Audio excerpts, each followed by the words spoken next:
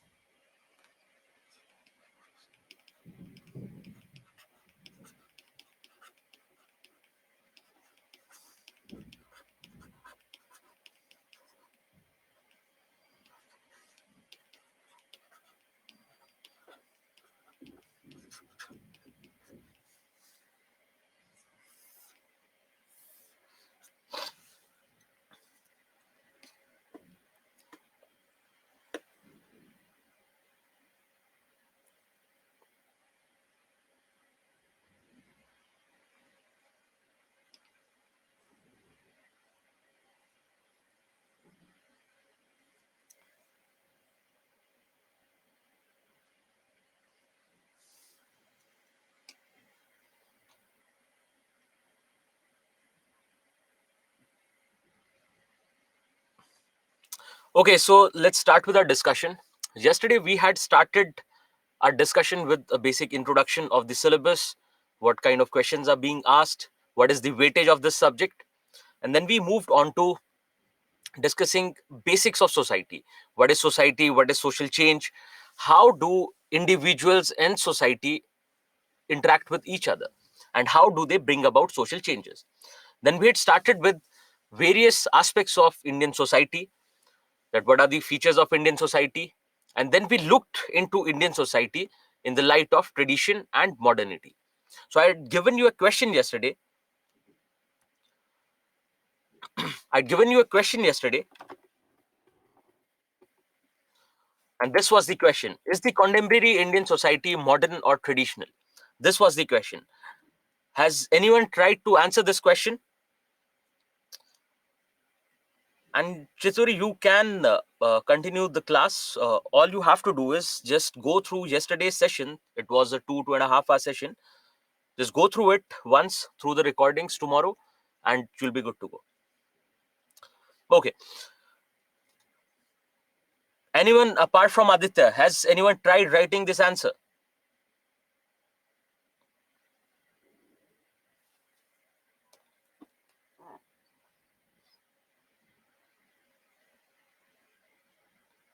Okay, none.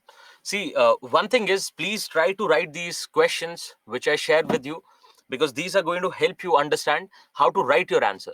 Because ultimately, what happens is we go on studying for 8 months, a year, or maybe more than a year, but we do not try writing answers, because of which we're not able to perform well in the examination. So, what you have to do is, whatever questions are being given, even if you're not able to write it, just conceptualize it. So, yesterday we had discussed how you can create the body part of it. And you have the body part here. That if you want to look at Indian society, whether it is modern or traditional, what you have to do is take up various features of Indian society and look at them in the light of tradition and modernity. That's what you had to do. And also, you had to discuss the transition from tradition to modernity. This was the body part which was discussed. And if you had tried writing this answer, you would have maybe came across some issues that I could have addressed. Okay.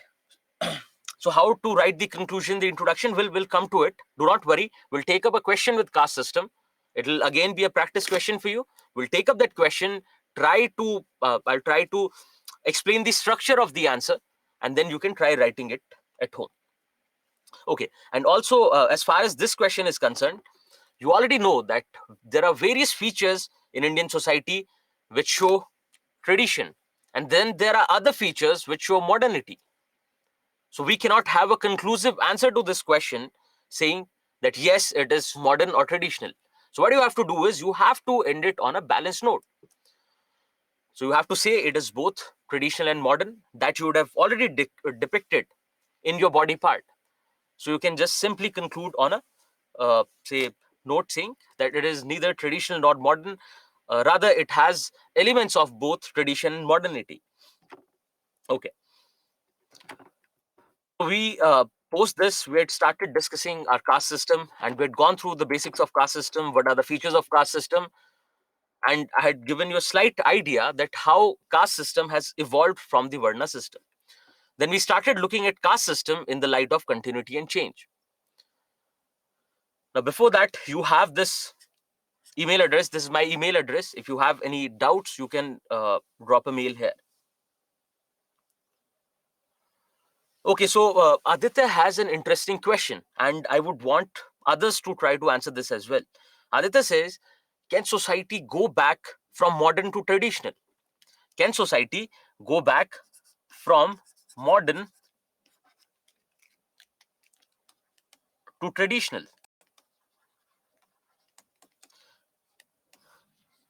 Can anyone answer this question? Okay, so Chituri says yes. And how do you think so?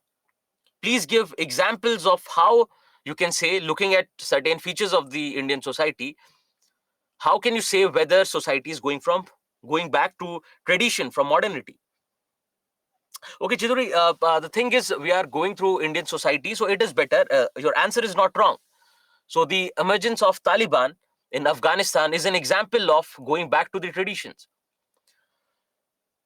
But it's better you give examples from Indian society. It's better you give examples from Indian society. Anyone who has an answer to this?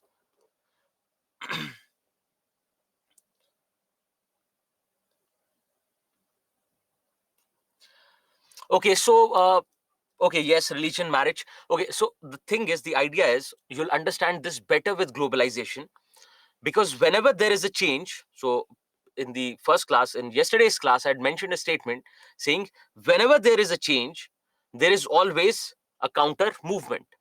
There's always reaction to any action. So as Newton puts it, saying that every action has an equal and opposite reaction, but in society it is not equal. But every action always has a reaction. So reaction to globalization. So we were saying that, say, the changing nature of economy, globalization, industrialization, urbanization are features of modern society. But at the same time, we find when countries talk about closing their boundaries to other countries, when countries talk about make in India, what is that? A departure from globalization, a departure from modern forces. Similarly, the emergence of religion. And also, you find that when it comes to our political structure in the past few years, you would find that there have been upsurgence of many right-wing parties across the globe, so which are more authoritarian in nature. They would not adhere to democratic norms. So what are these ideas? These are taking you back. But also, what you have to understand is, when we say tradition, tradition can mean other things as well, because you can also look at tradition in modern light, in positive light, saying tolerance as one of the features of Indian society had been there in the past, because a country as diverse as India could not have been held together if not for tolerance amongst people. But going back to the idea of tolerance is something positive, is something good, and they have already asked a question on that. Okay, so let's look at your questions. So Pooja is saying uh, people going back to villages. So the way we find urbanization happening in the Indian society, at the same time, there are certain people, but generally the elite, who would start moving outside the cities to suburban areas, to rural areas. And also, you can take this example from COVID. But again, you remember, it was temporary, it was not permanent. So during COVID, a lot of people went back to their hometowns, started living in rural areas, but it was again for a very short duration. So you cannot say that it was a social change. So yes, Samita says that when we are exposed to various diversities, there may be protectionist tendencies, and thus we might try going back to our tradition. Great. So yes, presently the food habits, the modern food habits of eating junk food, etc., we find a wave of going back to the traditional food, millets, etc., which is healthier. Great.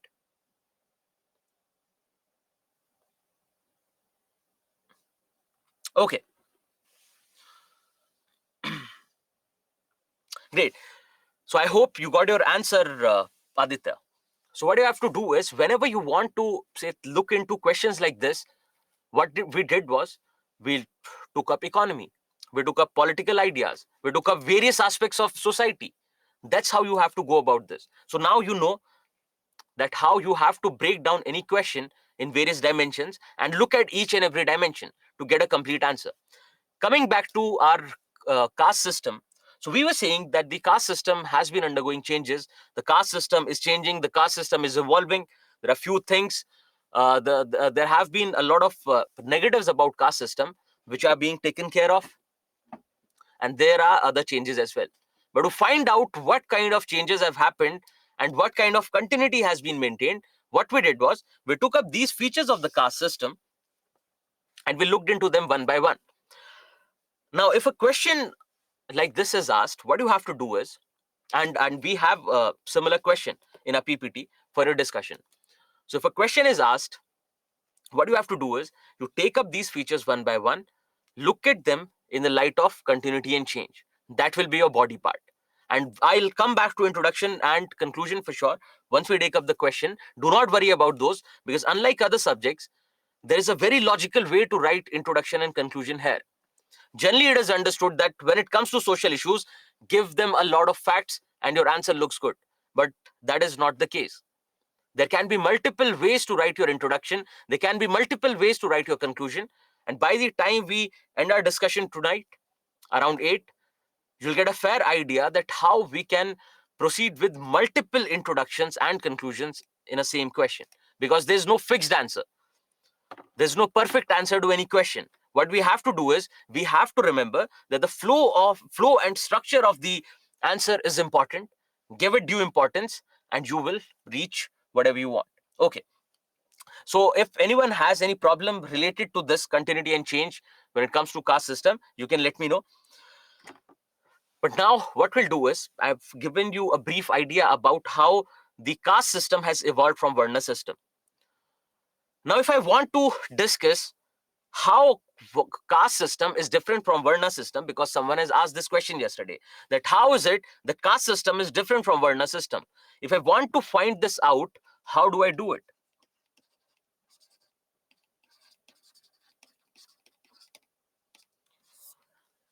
Can anyone suggest how do we do, or how do we find out that caste system is different from Varna system? What is the way out?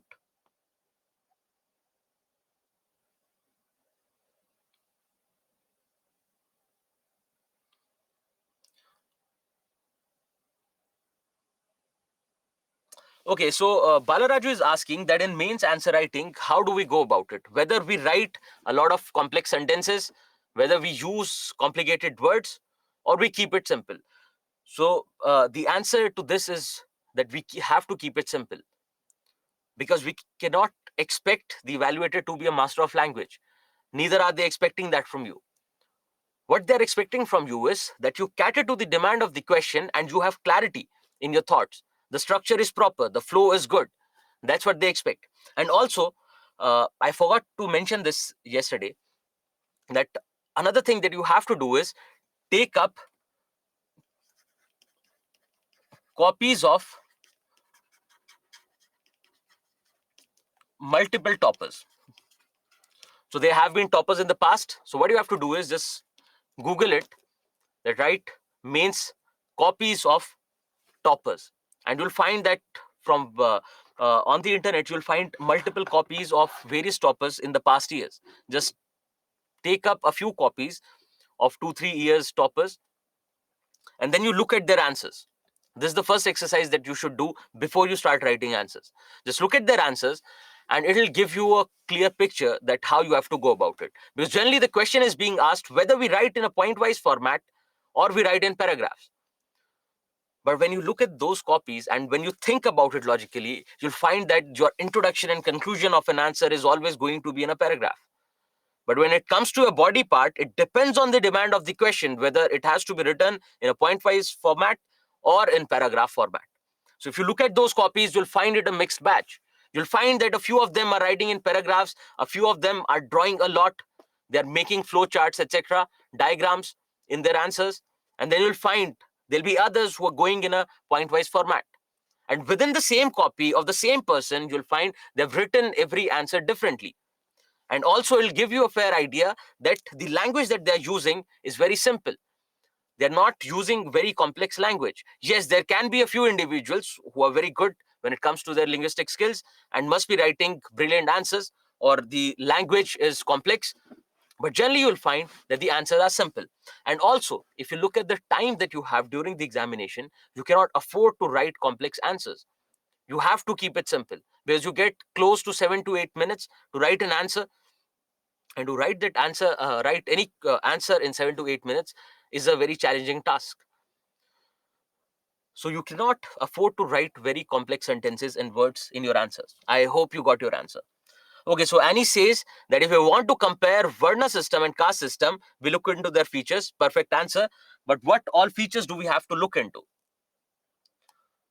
So Chidori says there are many castes within the same Varna. Okay, so someone is relating, Ragini is relating this to the occupation.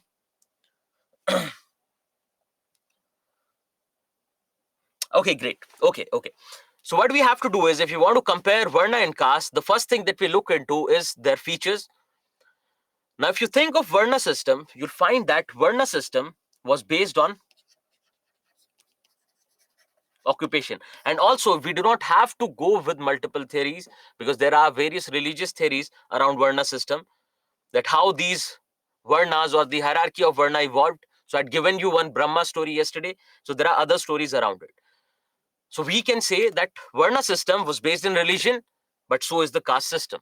So we have to remember that. Now, coming to another aspect of occupation, while your caste system is based on heredity, or the membership is by birth, the membership of a Varna system is by occupation. What does it mean?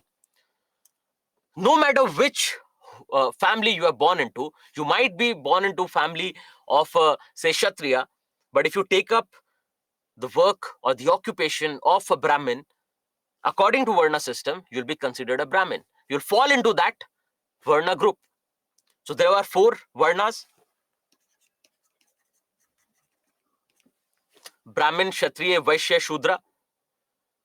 Based on the basis of what occupation you take up, you'll fall into those Varnas. Another thing is, there are only 4 Varnas, but when it comes to caste, there are more than 4,000 castes. Because within these Varna groups, you'll find that there are multiple castes. If you look into, say, Brahmins, you have various types of Brahmins, Dvedis, Chaturvedis, etc. Similarly, if you look into, say, Kshatriyas, there are a lot of castes and subcastes within it. So when it comes to caste system, you'll find that there are more than 4,000 castes in India. But when it comes to Varna system, it remains the same. You have only 4 Varnas. And also, if you talk about Varna hierarchy, it remains the same. It does not change. While in caste system, we were saying it changes from one region to another. So there are regional differences when it comes to caste. But when it comes to Varna, it remains the same. There is no change if you move from one region to another. Then another idea is that caste system is rigid. You take up your occupation, or you get your caste identity ascribed on the basis of birth. But when it comes to Varna system, you can always change your Varna. So there is this mobility or social mobility when it comes to Varna system. So you can be born into one family, into one Varna, but if you take up another occupation, you can change your Varna. So there is social mobility. So it can be upward mobility, moving from lower varna to upper varna, or it can be downward mobility, moving from upper varna to lower varna. But there is definite mobility when it comes to varna system. Whereas in caste system, you get your caste identity on the basis of birth. So it is always membership by birth when it comes to caste system. And also the idea of social mobility says, social mobility means the change in status when it comes to multiple social groups. So you might be here at the bottom in the hierarchy, but if you work for it, you can always change your status in the social hierarchy. That is what social mobility means. So yes, varna refers to the fourfold division of the society. Caste refers to species. So we cannot definitely say that. There are various theories around it. But again, what we have to understand basically here is that caste system ultimately evolved out of varna system. So in varna system, it is always on the basis of occupation that you take up. The hierarchy is fourfold. There is social mobility. The hierarchy is uniform across the country. There are no regional differences. But when it comes to caste system, the membership is by birth. The caste system is rigid. There are regional differences. And then again, there are more than 4,000 castes. And this hierarchy goes on changing. It is not uniform. So as I told you yesterday, on the basis of dominance, on the basis of wealth, on the basis of prestige, the position of these castes within that hierarchy will change. Yes, so Aditya is saying that as you read in ancient history, towards the later Vedic period, this Varna system became rigid. And that's where we find our transition towards caste system. So this Varna system became rigid in the sense that your Varna got ascribed, started getting ascribed by birth. So this concept of social mobility was lost. And from here, you find that the caste system was evolved. Now, again, we do not have to go into various theories around these ideas. All you have to understand is the basics of Varna and caste system. So if you want to compare these, take up their features and compare them. But now if I say in modern society, we were saying that the caste system is losing its ground. The caste system is getting diluted. That now there are more intercaste marriages. Now this occupation is not restricted by your caste. You can take up any occupation that you want. Now, if the caste system is getting diluted, what is taking its place? Because we are saying that social stratification is one of the important features of any society. Every society stratifies itself on the basis of caste, wealth, prestige, etc. So if the caste system is getting diluted, what is the newer way of stratifying our society? How do you stratify society today? Can anyone answer this question? How do you stratify the society today? Class, great. Great. So again, there can be multiple ways in which we stratify the society, but we have to go with the most important ones. So Chaturi is saying that we also stratify society on the basis of ethical values. There are few norms set up by the society, suggested by the society. There'll be people who follow those norms. Then there'll be other set of peoples who do not follow those norms. So generally what happens is the society will keep them at the bottom, the ones who do not adhere to social norms. Take a basic idea. Alcoholism is generally looked down upon in most of the societies. It can be very popular, prominent in a few societies, but generally in Indian society, you'll find it is being looked down upon. So there is a social norm that you should not indulge in any kind of all these activities, be it drugs, be it alcohol, be it stealing, be it telling lies, etc. So if these social values are not being followed by certain people, the society looks down upon them. The society says you have to be at the bottom of the hierarchy because you are those people who do not adhere to, who do not stick to these norms. But again, when we talk about Indian society, yes, there can be other ways of stratifying it. But today we find that it is either on the basis of caste or on the basis of class that we that the society, Indian society, is stratified. So caste, we already know. Caste, we already understand. What is this class? Now, your class is based on your material wealth. The class is based on the occupation that you take up. So, in that sense, if you think about this, even in your Varna system, you were saying that it is on the basis of occupation that you take up that your Varna is decided. And when you talk about class, it is also again on the basis of your primary economic activity, on the basis of your wealth, on the basis of your occupation, that the society is stratified. So in one way, you can also find overlaps between class system and caste system. So class on the basis of wealth, on the basis of any other economic matter. But when it comes to caste, it is again still based in the idea of purity and pollution, or in religion, right? Now, what you have to understand is, one idea is that the caste system is giving way to class system or to class hierarchy. Also, you'll find that caste system and class system are still prevalent. Both are there, both are present. Now, think about this. In urban areas, what kind of people do you hang around with? Who are those people you speak to on a regular basis? It is generally on the basis of work. So, at your workplace, there'll be people. It is irrelevant that what caste group they're coming from.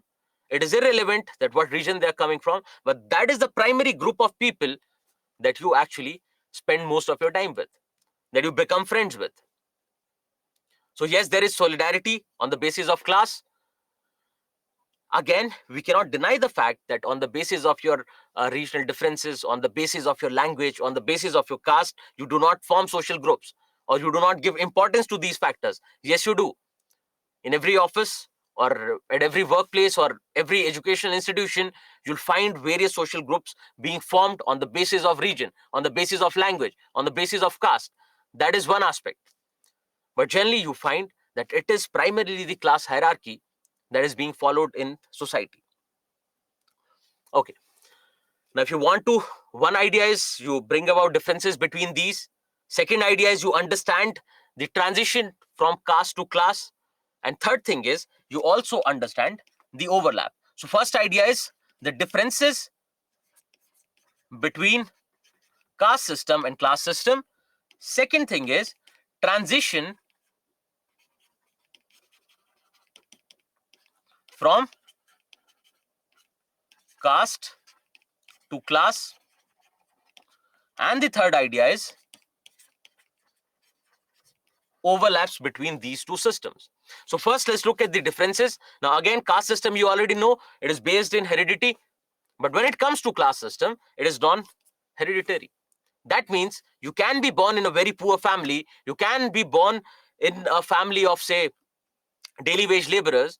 But if you get the right circumstances, if you put efforts hard enough, and if you're lucky, you can make it to the top. You can change your class on the basis of your work, on the basis of what kind of activity that you take up. And also, when it comes to any society, you'll find that your prestige or the status that society accords is generally on the basis of wealth. So, what kind of wealth do you have? So, your prestige and wealth go hand in hand, because you'll find there'll be top politicians who would not be very rich. At least it looks like that. They're not very rich. But again, the kind of prestige that is being given to them, they will fall in the top bracket. So that also you have to understand. So when it comes to class system, it is non-hereditary. You can always change your class. You find newspaper, in your newspapers, you'll find daughter or son of a rickshaw puller cleared the examination, cleared UPSC, became an IAS officer, an IPS officer. So the class got changed on the basis of their occupation. Similarly, when it comes to marriage, in caste system, we were saying the marriages are endogamous. So you have to marry within the same caste group. But when it comes to class, there is no such rule. You can marry within any social group. You can marry within any class. The preferences are not based on your class. There are other factors which actually decide this. Now, when it comes to caste system is rigid. There's no social mobility. But as already discussed, in your class system, you have mobility. There is social mobility. You can always change your class. You can maybe start at the top and fall at the bottom, or maybe you can start at the bottom and make it to the top. There are both possibilities. What is that called? Mobility. Mobility is the process by which an individual or a social group change their social status in the social hierarchy. The same hierarchy that we have created, they can change their position, they can change their status in that hierarchy. That is what social mobility is. Now, you do not have to remember the definition, what is social mobility, just for your idea, so that in the future, if you forget about what was this aspect of mobility, I've given this definition here. Now, caste was based on racial criteria, it is based in religion, it is based in the idea of purity and pollution. But when it comes to class, the criteria is secular. It is not based in religion. Because if you think about someone's profession, it is not based in religion. If you think about someone's wealth, it is again not based in religion. So the criteria here in class system is secular. Secular, you can understand as not related to religion. Right? So the idea behind the caste system was of purity and pollution, that is coming directly from religion. But when it comes to class hierarchy, you'll find that the criteria is secular. It is based on your levels of education. It is based on your social prestige. It is based on your wealth. So these are a few differences between caste system and your class hierarchy. Now, first idea of differences is done. Second idea is that the caste system is giving way to class hierarchy. The caste hierarchy is giving way to class hierarchy. That is your transition from caste to class. You have to understand this, that because of various factors like urbanization, industrialization, advent of Britishers, you find that these caste lines were getting diluted. Now, with modernization, you find that it is considered and it is the right of the individual to marry according to his or her will, thereby diluting the caste system and the practice of endogamy. Then came your Indian Constitution, which says anyone can take up any occupation and they cannot be restricted on the basis of caste. So, the idea of restricted occupation being diluted by constitution. The practice of untouchability being abolished. Then you have various other forces, various other factors which are denting the caste system and somehow making the class hierarchy rigid. Because in urban areas, you have to travel in public transport. And you find that there are people coming from various ethnicities. There are people coming from various castes. And you cannot say that I would not want to sit next to this person because he or she is from a different caste. Everyone sits there together. So the caste system is giving way to class system. As caste system is getting dented, the class system is getting more rigid. This is the second idea of transition. Now, what you have to do is, you have to try to find overlaps between caste system and class system. Now, this is your task. You have to do this. Think about this. How do you find overlaps within the caste system and class system? I'll just give you a hint. One idea is just find exceptions in the features of class hierarchy, and also another way to find out overlaps is any kind of data. So can anyone suggest here, how do you find overlaps between the caste system and the class system? Anyone?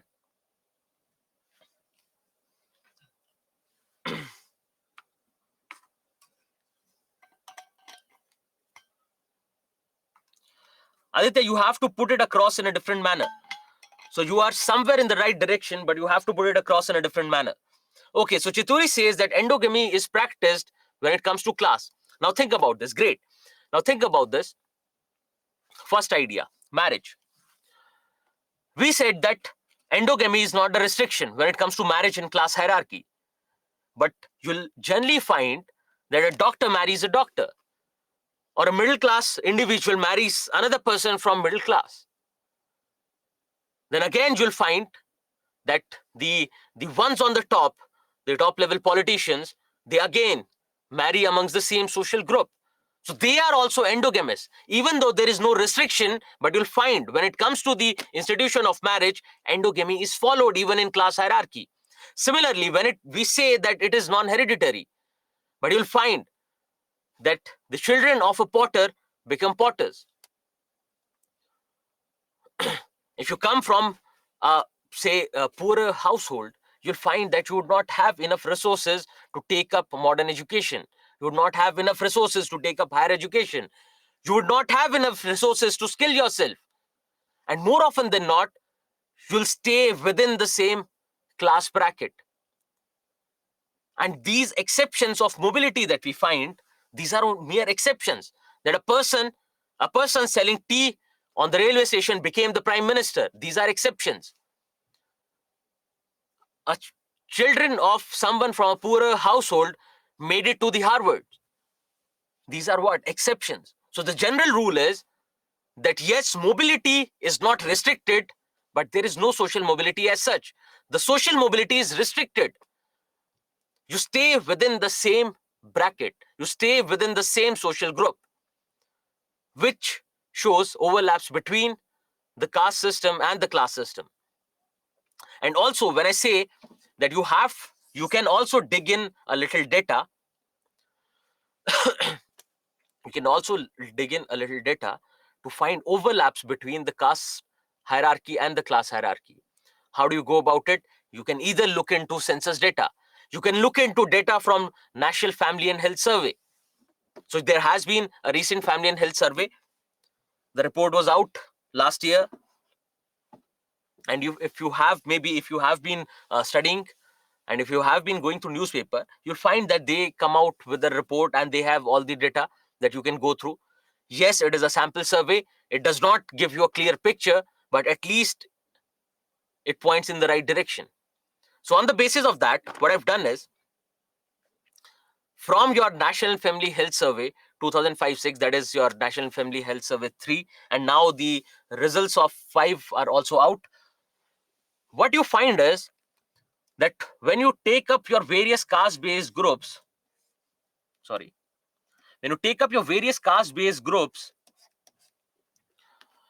you'll find that caste is more or less synonymous with their class. So you think about your scheduled caste.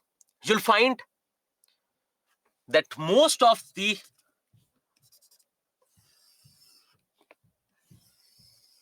people coming from this caste group fall in the poor bracket, and only a few, not even 10% of them, are actually in the rich or the richest bracket. Similarly, if you take up, say, any so-called upper caste, you'll find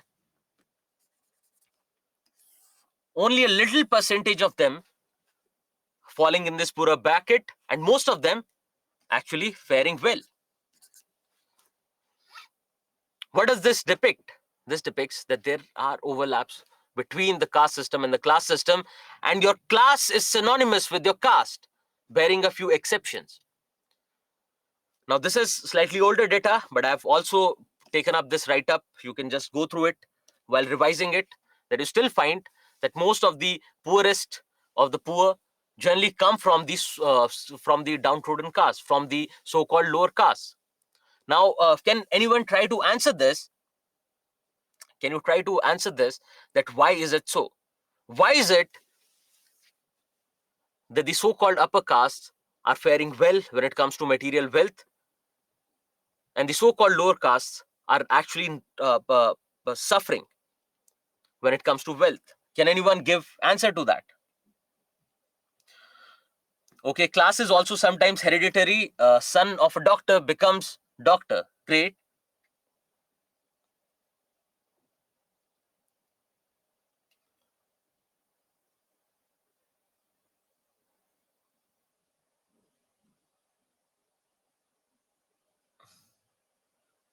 Okay, so Divya has asked this question.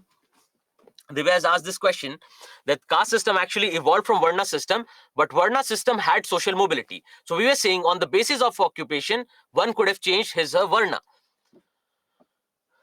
But the question here is, but when Varna changes, would their caste also change? Now see, the thing is, when it was Varna system, when Varna system was prevalent, there's no idea of caste. It was on the basis of Varna that the society was stratified.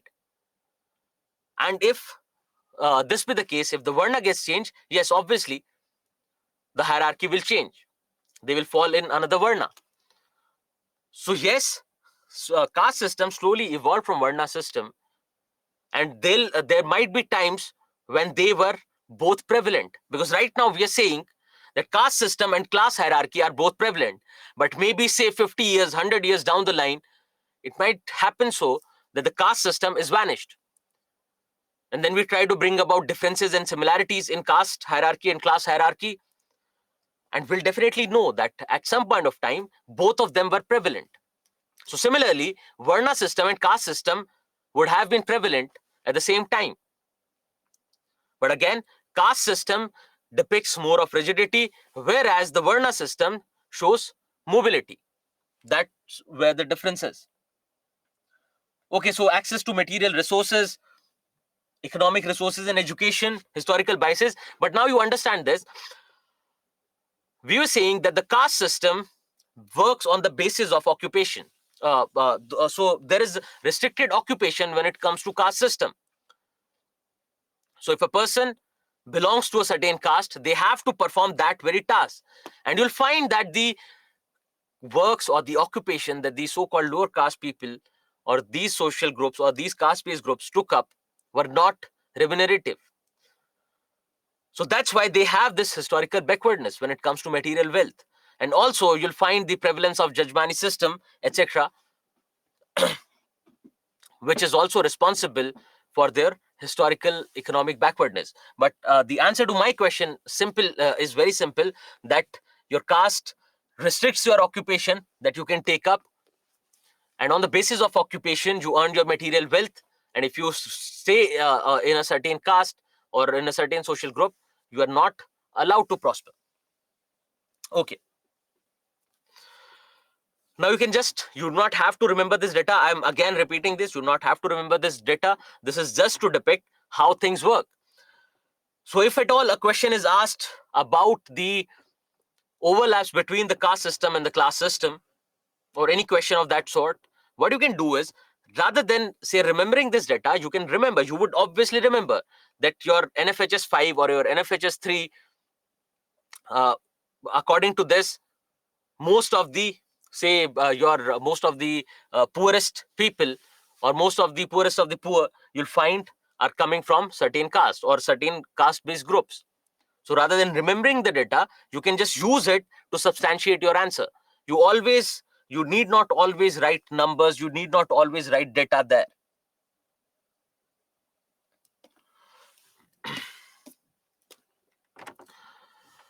Now we are saying that when it comes to caste system, the caste system is changing, but it has also retained a few aspects. Now, what are the factors responsible for maintaining this continuity? But before we come to continuity part, let's take up what are the factors which are responsible for change. Can anyone here tell me what are the factors that are responsible for these changes or this dilution of the caste system? Anyone?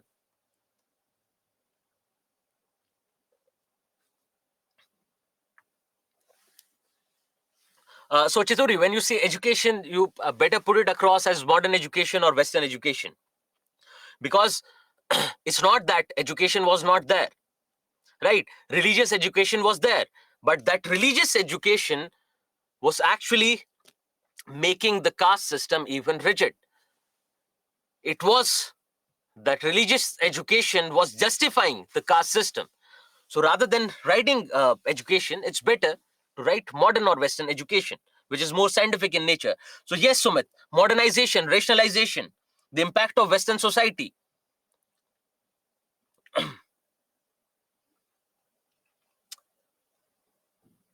Intercaste marriages. Now, intercaste marriages are actually have to be looked at as breakdown of the caste system, and we are looking into the factors affecting or factors responsible for this change. So some of you are saying reservation. Okay, We'll come to reservation once we look into continuity. So yes, reservation in the sense that reservation is giving people from the lower castes or people from the backward castes an equal footing with respect to other sections of the society and helping them achieve better. So which is also changing caste system. But again, we have to look at it in a different light as well. So yes, secularization, urbanization, yes, great. Urbanization has been an important force. So now first let's look at the various factors responsible for change in the caste system. Your modern education or Western education, because Western education talks about equality. They talk about rights. Your constitution also talks about rights. Now this has brought about changes in your caste system, that now you cannot, because you can just write constitution here as well, that your constitution deems everyone equal. No one can be, say, discriminated against on the basis of their caste. So ultimately bringing about changes in the caste system. Similarly, education. Similarly, racialization, modernization. Now, when you say modernization, you already see a lot of other factors have already been included here. So, when you are saying secularization, yes, it falls in here. When you say urbanization, yes, it falls in here. Industrialization, yes. So, a few of you who might not have understood how are these factors responsible for a change, take example of urbanization. In urban areas, people stay together, people travel together, people work together, no one cares about each other's caste. In urban areas, the focus is different. It is generally your occupation, it is generally your wealth or prestige on the basis of which the society is stratified. Similarly, when it comes to the idea of industrialization, there'll be industrial workers who have to work together, and their caste does not come in between because they have to work together no matter what. So they cannot follow the stricter norms of the caste system of maintaining that segregation. Because in caste system, we were saying that these caste groups cannot intermingle, particularly the ones on the top and at the bottom. But when it comes to matters of work, but when it comes to matters of education, everyone sits together, everyone talks together. Because look at yourself, you'll find friends from various caste-based groups. Then there can be a few who are from urban areas, who have lived their lives in urban areas, who might not even be aware of the caste of their other friends. So these are various changes, and these are the factors responsible for this change. Now, one other idea is the idea of sensitization. Now, this was given by M.N. Srinivas, that you need not remember. Now, the idea of sensitization is that the so-called lower caste groups, they try to imitate, the idea says they try to imitate other or the so-called upper caste groups in their rituals. So, for instance, there's a ritual of wearing the sacred thread that was carried out by the so-called upper castes. But then lower castes, the so-called lower castes, they also started imitating that particular ritual to change their social status, to change the position of their social group in the social hierarchy. Similarly, there are other traditions. For instance, taking out the wedding procession on a horse. This was also again something carried out by your so-called upper caste. The other castes will also imitate them and try to change their position in the social hierarchy, try to change the social status. That is what the idea of sensitization is. There's also a factor which is responsible for changes in the caste system. But also at the same time, you'll find that with various caste-based movements, wherein multiple castes are demanding reservation, what are they claiming? They're saying that we are downtrodden, that we are socially and economically backward, and that is the reason we should be provided reservation.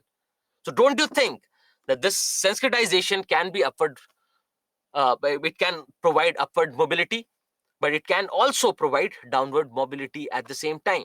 So the idea, the concept of Sanskritization is actually about the so-called lower caste imitating the so-called upper caste with respect to various rituals and trying to change their position in the social hierarchy. So it is centered around the idea of mobility.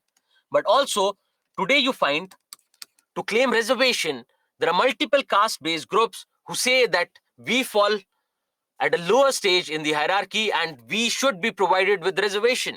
We should also be positively discriminated. So this Sanskritization has a counter example as well, has an exception as well. Okay, so Ragni is asking, does it mean that the economic status of these castes will also change through Sanskritization? No, it would not, because they are only imitating the rituals. There again, economic activity is a different thing altogether. But now you find that with changes being brought about in the caste system, now anyone can take up any occupation. So yes, today you can say that they can also change their economic status if they will to, if they try to. But the idea, the concept of Sanskritization is centered around imitating various rituals. So is there any question with respect to these factors responsible for change? And apart from this, can you suggest any other factor which is responsible for change? Samita says, so does it mean that the traditional education never paved way for dilution of caste system and always upheld it? Or are there examples of traditional education trying to achieve caste system dilution? So again, we do not have specific examples because you'll find that there are a lot of regional differences. And even in your ancient past, you'll find that there are texts which talk about equality, which talk about rights of women, etc.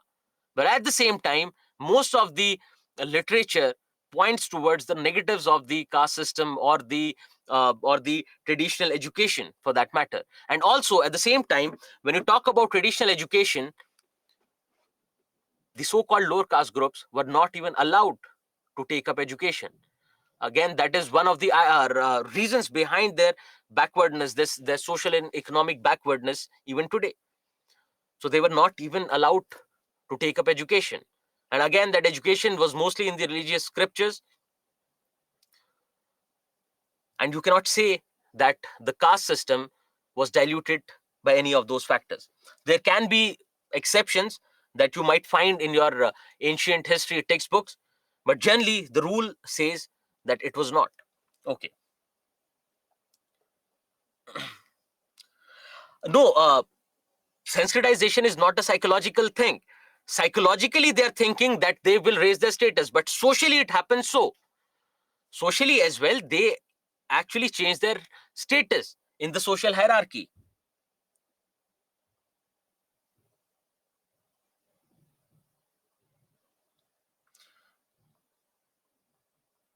Okay, so Balaraju says, life of low caste person. I did not get it. If you can just frame it in a different manner. Now, also think the influence of westernization, the Western forces, etc., has brought about these changes in the caste system. Now, also, you find that reservation is another force which has brought about changes in the caste system. That through reservation, through this positive discrimination, they can get a better job, they can they can get better education, and with that, they ultimately dilute the caste system. Then again, you'll find that the role of your mass media, things are changing. Now, internet is available to everyone, and they get exposure to various other ideas from across the globe. We talk about equality, etc. So that is also responsible for changes in the caste system. Then again, apart from your constitution, there can be other political reasons to bring about changes in the caste system. There can be other laws. So also, I'll I'll share this thing. This is from an interview of a gentleman politician called Shashi Tharoor. So a few of you might know that he talks overwhelmingly against the British rule, etc. once in an interview he was questioned, and rather not an interview, but maybe it was a press conference, I do not remember exactly. So he was being questioned, and someone from the lower caste, she said that you talk about the British rule, etc., the negatives of British rule, everything is fine. We do believe in the reign of wealth, etc. All those things are fine. But just think about the lower caste people, or these social groups, or these disadvantaged sections of the society who were actually, who got a better status, who got a better position, or changes came about, far reaching changes came about in their life because of the British rule. Because Britishers also dented this caste system, they also brought about changes in the caste system. That is why we have, at least comparatively, a better quality of life. So you can say any forces of social change, for that matter, can bring about changes in the caste system. Okay, yes, so I have, Aditya, your question will be answered. I have missed this idea of democratic decentralization. Now you'll find that previously it was monarchy, there was no voting as such, right? And then even during British rule, the franchisee was limited. But with our constitution, everyone got right to vote. Everyone got political power. Everyone got right to choose their own representative. Previously, the downtrodden classes, the caste, they did not have any kind of political empowerment. They did not have any kind of political power. They were not represented in the politics. But with this democratic decentralization, with your right to vote, everyone got a right to choose their own representative. Everyone got a right to represent themselves if they wish so, to gain this political power. So this has also changed the caste system. But again, you'll find exceptions in all of these. So I said reservation, you can find exception that will come to. Similarly, when it comes to democratic decentralization, it has not just diluted caste system, but at the same time, it is making the caste system rigid as well. Because generally, you'll find that it is on the basis of caste that people vote. It is on the basis of caste that the electorates are formed. So caste is still important when it comes to matters of politics. So these are a few factors responsible for change. Now let's look at a few factors responsible for continuity. So reservation was mentioned as a factor of change, factor responsible for change, but at the same time, it is mentioned as a factor responsible for continuity as well. So if you look at reservation, you'll find that reservation, the constitution says everyone is equal. There can be no discrimination. Everyone is equal, absolutely equal. But this positive discrimination actually gives that caste identity. The idea of reservation, the concept of reservation, you'll find basis on the basis of this, people are identified on the basis of their caste, thereby making the caste system rigid. Also, you'll find various pressure groups working to get reservation. There are few caste groups who'll say that we demand reservation. We also need reservation. We are also backward. At the same time, there'll be other caste groups who would say that please stop this discrimination. Please stop this reservation in your educational institutions, in your matters of jobs, etc. Why? Because we are being discriminated against. So these pressure groups are formed. These pressure groups are formed on the basis of caste to vouch for their own caste, to demand something on the basis of caste. So what does it do? It again makes your caste identity rigid. Similarly, your caste-based politics, your politicians demanding votes on the basis of caste, that I am from your caste, please vote me, and I'll be the only one who will be able to take care of your needs, because the other person, the other candidate is from other caste. And once they get into power, they would not cater to your demands, they would not cater to your needs. So this caste-based politics also makes the caste system rigid. Then the idea of casteism. So now again, that because caste identity is being uh, ascribed with birth, but the caste identity seeps deep in our system, in our psyche, with the socialization of our family, with the way our social structure works, that your caste identity is held to be important. Now you, with those ideas, with that socialization, you move ahead, you move even to urban areas, but you'll find that somewhere your caste identity will come between other things, come between other secular things, that you'll find on the basis of caste, on the basis of this on the basis of caste, people favor candidates of their own caste. So in an interview, rather than looking into the merit of two individuals, they would consider caste to select a particular candidate. Similarly, you'll find that even in various government institutions, if you have some work, you just go there, you try to identify what, with the name, with the surname, you try to identify what caste group is the person from, and then you start trying to, or then you'll try to have that solidarity on the basis of caste to get your things done. So casteism is the idea of favoring a person from the same caste, from the same caste group, or maybe discriminating against people from other caste groups. And you find this very prevalent. You'll find every now and then there'll be caste based conflicts in various regions across the country. Now, a lot of them are not reported because they have a very local nature. Then also you'll find on the basis of your caste identity, on the basis of your caste, people start residing in particular areas. They would say that that area belongs to this particular caste, and we would rather live in this area where the roads are poor, where the drainage system doesn't work, just because people here people who live here are actually from our own caste. That is how deep the idea of caste is imbibed in our system. Then again, your caste based councils, your Khap panchayats that we had discussed yesterday as a conflict resolving mechanism, now which has changed because your conflict resolving mechanism now is your judiciary. But these Khap panchayats are still in picture. You'll find that if there is at all an intercaste marriage in a village, then the Khap will pass an order. They would say that let's kill the couple, thereby giving way to honor killing.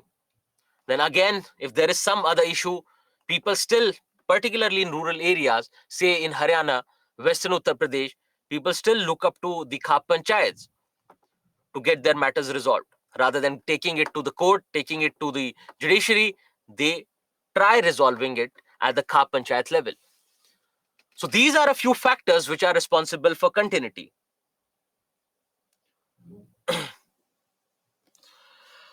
Okay, so Sneha is asking a question which has more of a, say, constitutional overtone, but I'll just address it briefly. We'll not go into this constitutional aspect. So she's saying that doesn't reservation violate the basic principle of constitution which talks about equality? Now, Sneha, when you take up your polity lectures, you have to try to understand your right to equality, which talks about equity as well. So you cannot, the constitution, if I put it simply, treating unequals as equal is nothing but inequality. You just think about this statement, wait for your polity lectures, and you'll get a clear picture because there everything will be explained. But just think about the statement that treating unequals as equals is nothing but inequality, right? So the basic idea is that the once there is someone who is here, then there is another social group or another individual who is here. For them to have a fair race to the top, they also have to be brought up here. That is what the idea of positive discrimination is. So Chiduri is saying that the Khap Panchayat is traditional, but not now. But you still find it in the news. If you go through local newspapers, you still find it. So the region that I come from, the Khap Panchayats are still prevalent, and they are the ones who will look into all these matters related to caste. Okay, so there, what we have done is, with respect to caste system, we understood what caste system is. Then we looked into what are the features of caste system. Then we talked about the transition from Varna system to caste system and how caste system now is giving way to class system. Then we looked into various overlaps between caste system and class system. Then I shared that data, that NFHS 5 and 3 data with you.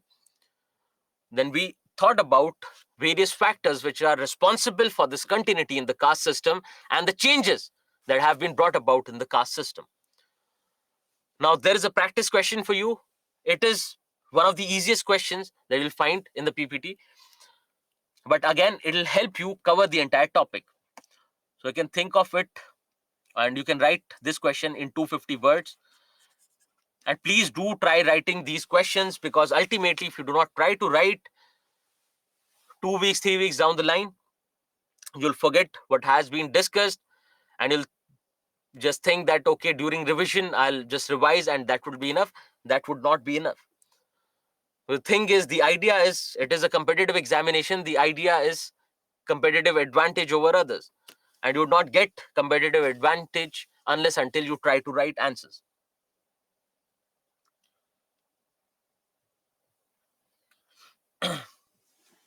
So the way is asking, can you give a brief overview of overlap? Now, so when we were talking about overlap,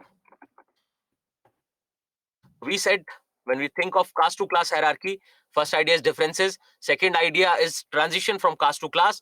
The third idea is your data, which shows that how caste and class identity go hand in hand. So we were saying, see, the majority of your SCs fall within the poorest or the poorer bracket. But at the same time, if you look at your, say, Brahmins or Rajput, only a small percentage of those people remain in the same bracket, in the poor bracket. That means your caste and class go hand in hand.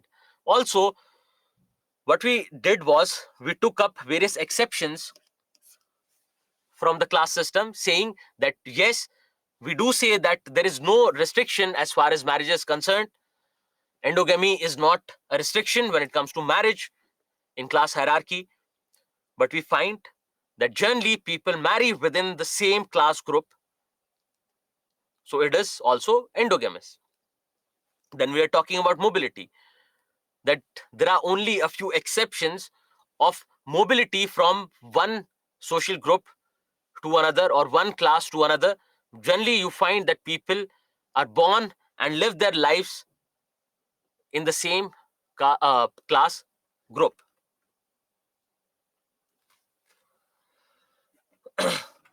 Okay, so I hope you got your answer. Now, Kiran is asking whether your caste-based census can affect strengthening of the caste system. Yes, it does, because it kind of makes your caste identity rigid. But the idea behind the caste-based census is that we need data. So if ours is a welfare state, India, for that matter, is a welfare state. So we have to take care of our vulnerable sections as well. There are various schemes, etc., right, for vulnerable sections. But what is the way to figure out who's vulnerable? What is the status? What are the changes? Because the government is going on with a particular scheme for years and years altogether, but 10 years down the line, 15 years down the line, they find that it did not make considerable change. But how do they find out? They would have to go for this kind of exercise, that on the basis of caste. So one idea is that how did that scheme function? Second idea is, what else can we do? So to figure out what else can we do, caste based census is a good exercise, because we have to look into, or we have to find out, what is that social group, what is that vulnerable group that is finding it hard to survive, so that they can help them with that. Okay, so there are both positives and negatives of your caste based census. Coming back to our question, the question says caste system is undergoing changes in the contemporary Indian society. Discuss. Now, very simple idea. This is the idea we started our caste system with, that the caste system is undergoing changes in the contemporary Indian society. Now, we have to write an introduction to this question. Then there'll be body part and ultimately conclusion. Now, the question says that the caste system is undergoing changes in the contemporary Indian society. Now, you remember, we have to look at the contemporary Indian society. Now, how do you find out these changes? Through features. As we have already discussed, various features using which we can depict changes in the caste system. So now just think about this question. Let me open all the dimension. So one idea is that yes, caste system is going undergoing changes. One idea is this. Then we also know that caste has maintained continuity as well. Again, we also have factors responsible for change. Then we also have factors responsible for continuity. Also, it talks about contemporary Indian society, but we see that the caste system has been undergoing changes since ancient times, that slowly and steadily some or the other change was happening. So there are 3-4 ideas surrounding this question. Now, the body of the question talks about that caste system is undergoing changes, which can be depicted through few features. Now, what you can do is you can smartly use your factors responsible for change with the body. Maybe in the body part, you can dedicate a small paragraph to factors, or you can write these factors in the introduction as well. So maybe you can start the introduction saying that these are various factors which are responsible for the changes in the caste system. And then in the body part, you take up all the features one by one, and then you start looking into what kind of changes have happened.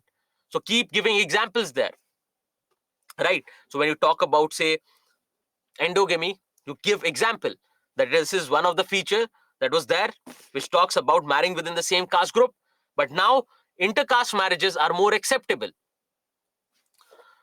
So all those kind of examples you have to keep giving throughout the body part with all the features. Now another idea is that caste system has maintained continuity as well, but the question has not demanded so.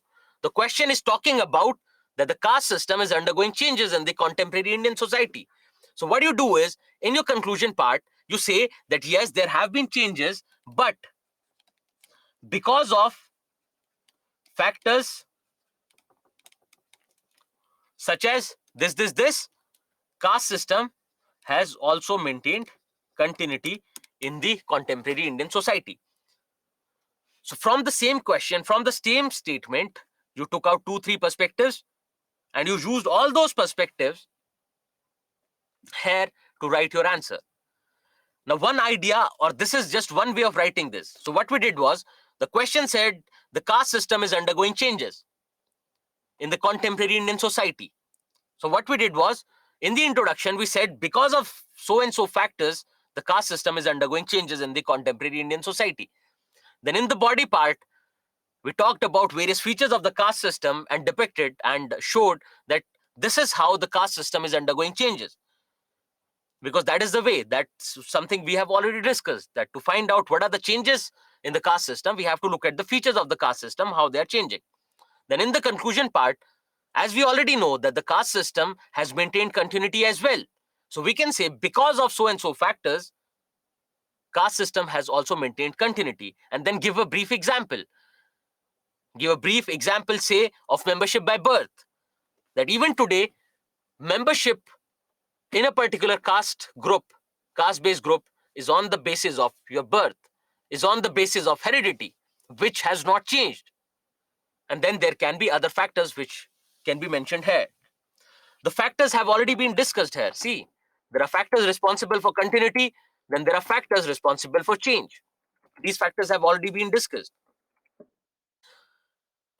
So just tell me this thing, apart from the introduction wherein we mentioned factors, what can be other ways of introducing this? So this is one way, by mentioning factors responsible for change. Can there be other ways through which we can start this answer? Please suggest other ways, because the more you contribute, the better we will get at answer writing.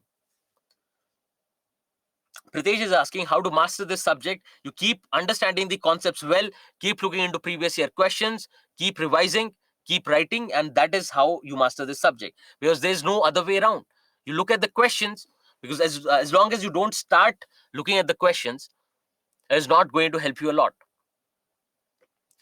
Because otherwise you would not understand that what are the various ways in which they can ask questions, and you would not understand whether your concepts are clear or not.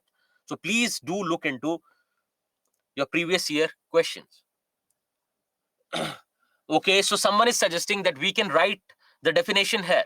So maybe yes, you can briefly start with defining the caste system. But the problem with this part is that one, they have not asked you about the definition of caste system. That is one thing. Second, to write definitions, to remember definitions is a tough task. And the third part is that ultimately your definitions come from your features, and those features will already be covered in the body part. So yes, you can definitely start with a definition, but I would not vouch to this idea. I would maybe suggest something else, because factors is a better option for that matter.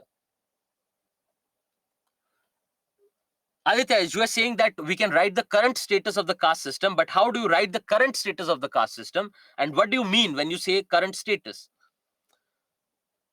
Data. So any you're saying that we can start with data. What kind of data can we start with? So yes, great, Samita. Samita is saying the question has talked about contemporary Indian society, that the caste system is undergoing changes in the contemporary Indian society, but you can also trace the changes in the caste system in modern times or in ancient times. So you can trace the evolution of the caste system, but briefly, because your introduction has to be short, your conclusion has to be short, most of the weightage has to go to the body part. Great. So as already highlighted here, that we also have this dimension which can be covered, which can be used smartly in introduction. Then what can be other way? This is 250 words. Sorry for my handwriting, but this is 250 words. So yes, Aditya. So when we say evolution, it is basically the background of caste system. So how it evolved from Varna system, that is something that can be said. Then maybe you can talk about contemporary changes. I'll answer your question, Aditya. So you are saying that write the current status. You can say that the caste system now is giving way to class system, and then you can come to the factors part. Also, just think about this. What else you can do is you can maybe start with an example depicting change. You start with an example depicting change.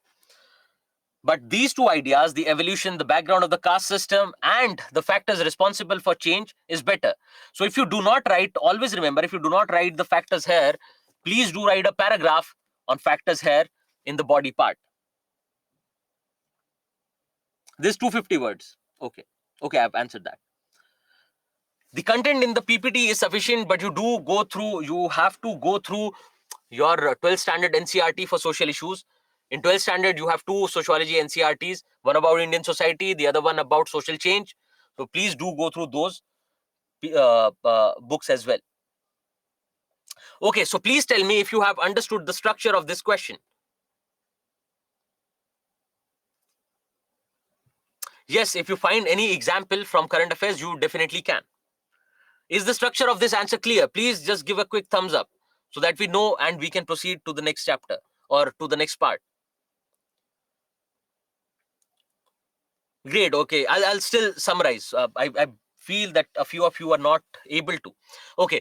So the statement said the caste system is undergoing changes in the contemporary Indian society. So one idea is that we already know, yes, the caste system is undergoing changes, and we also know the factors responsible for change. Then the other idea is that the caste system has maintained continuity because of certain factors. But the question, the tail ender says discuss, so we have to go with the perspective given in the statement. So our body part comes directly from this. This is our body part, that we take up features of the caste system and we depict change using examples. That is our body part. We also try to we also try to write factors, maybe a brief paragraph on factors responsible for change, or maybe you can use these factors in introduction. Then to conclude, you can use the other perspective, which talks about continuity. That you can say that the caste system is undergoing changes, it is giving way to the class system, but then there are still elements of continuity because of these factors. And then give one example, brief example of continuity for that matter. Great.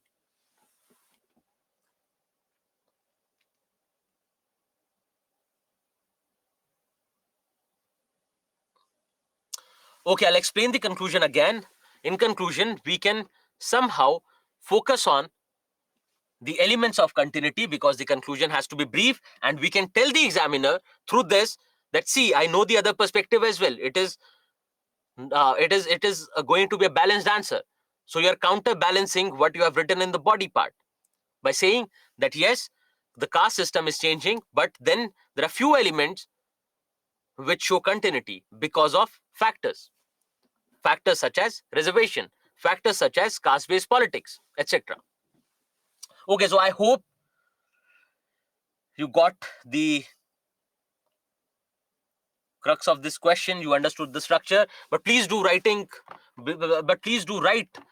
this question at home so that you know, because right now it is all theoretical. Right now I'm just explaining, you are listening, but once you start writing, you'll realize that, okay, how do I write it, what kind of examples do I use, which can become problematic in the examination. So it is better you try, you practice now. Okay, moving on to the next institution, or to the next feature of the caste of the Indian society, that is family. So the first feature of the Indian society that we have taken up was caste system. Now the second one that we are going to take up is family. But before that, let's take a quick break. uh, it is 11:23 now,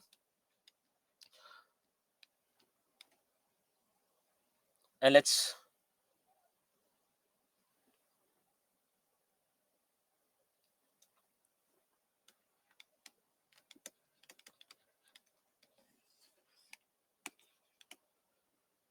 meet at 11:35 again, and then we'll continue with with the next institution, that is family. Pritesh, if you don't feel like taking a break, just do one thing. Just think about conceptualizing what we have already discussed. What we have discussed about the caste system, just conceptualize. Today's class will go on till 8 p.m. The first session is from 10 a.m. to 1 p.m. The second session goes on from 2 p.m. to 5 p.m. And the third session will go on from 5:30 p.m. to 8 p.m. You have three separate classes. You have three separate classes already uh, scheduled for this. Your lunch break is 1 p.m. to 2 p.m. And then you have a tea break from 5 p.m. to 5:30 p.m. Okay, then let's meet again at 11:35.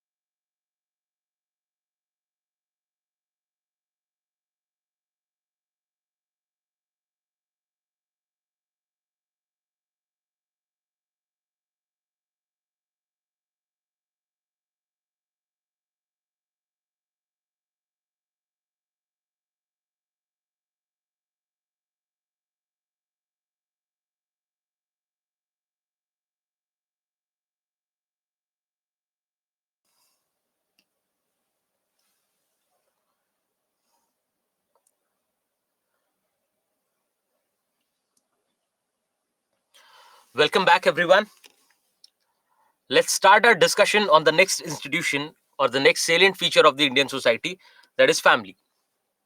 Now, one thing we already know about family is that something that you generally observe, it is that the joint family system, the traditional joint family system in the Indian society is changing or giving way to uh, the nuclear family system, particularly because of urbanization.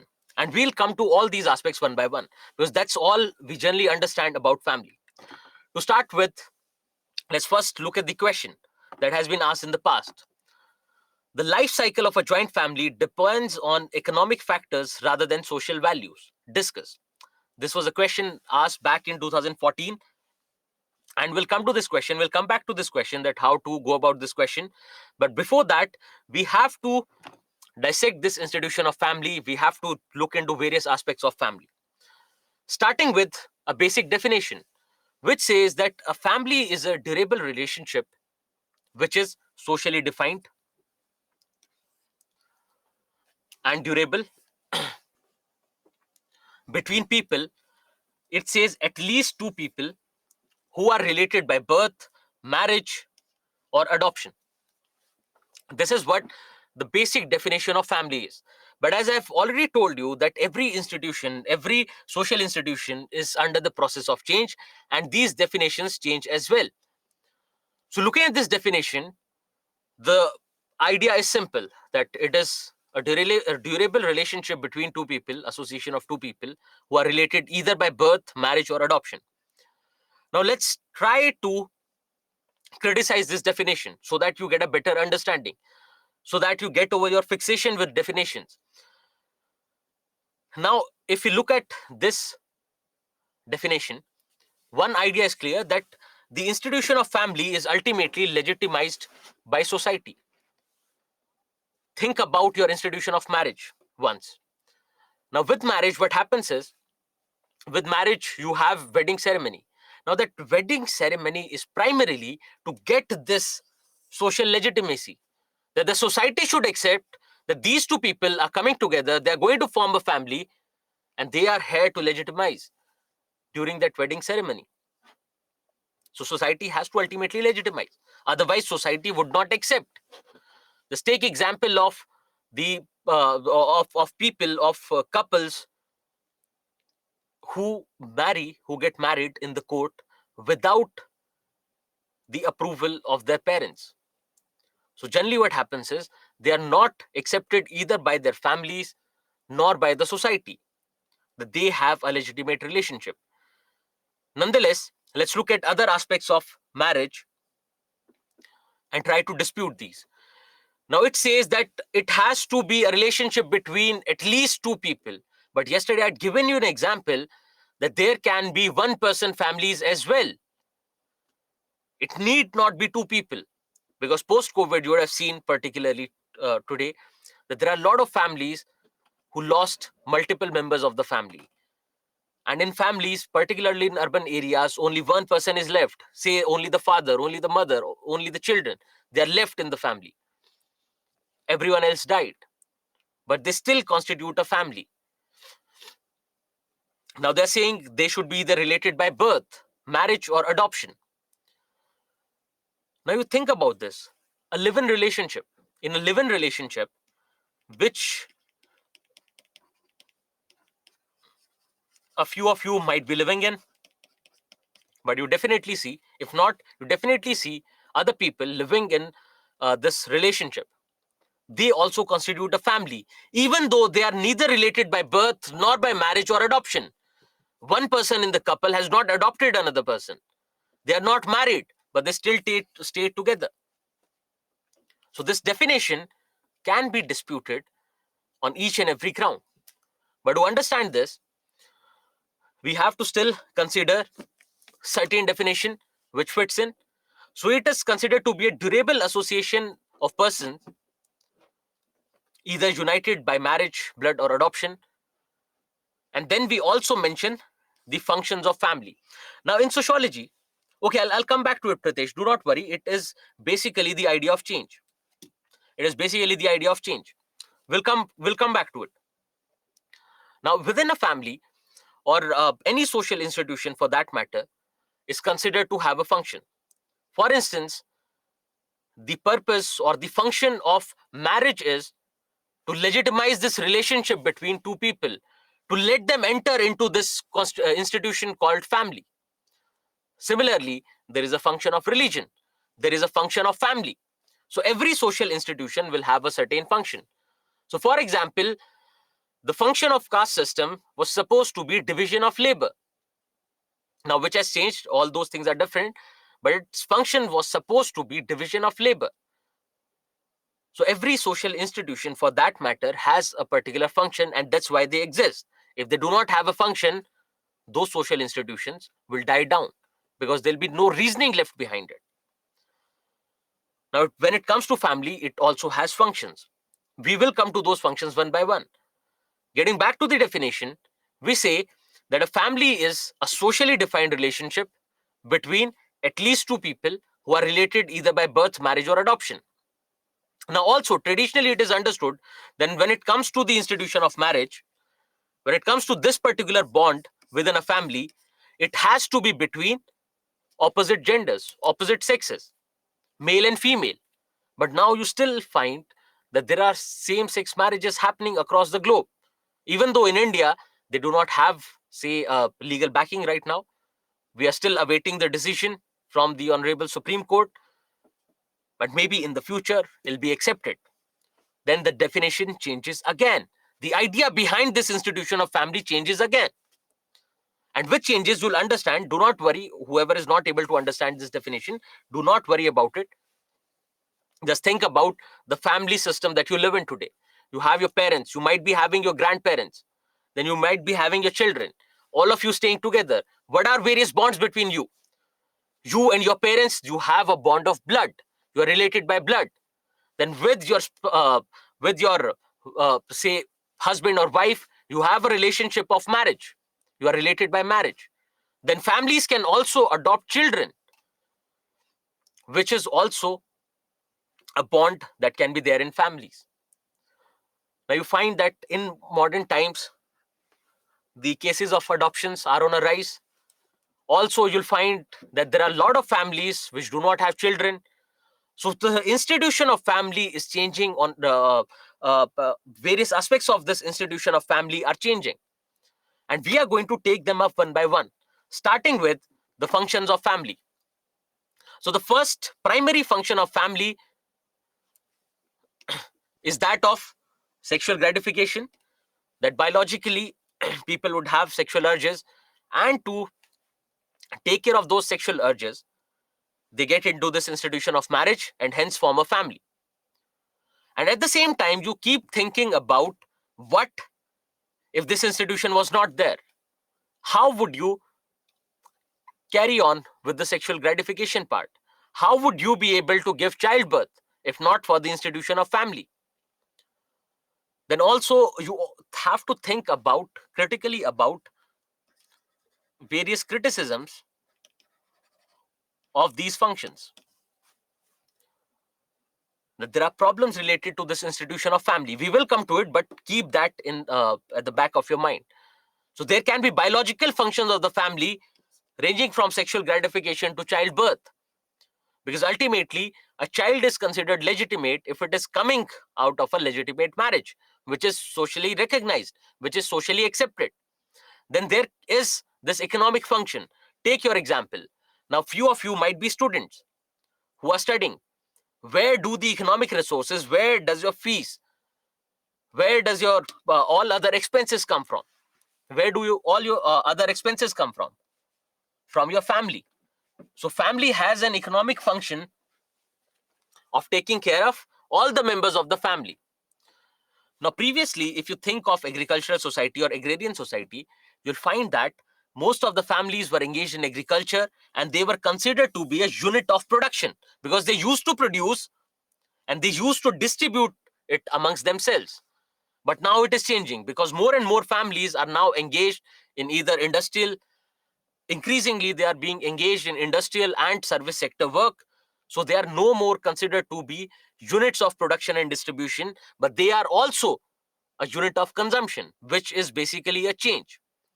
So there can be a biological function of sexual gratification and childbirth. There can be an economic function of taking care of all the needs of the family members. Then there is socialization of children. So yesterday when we discussed socialization, we said that this is the process by which families teach various rituals.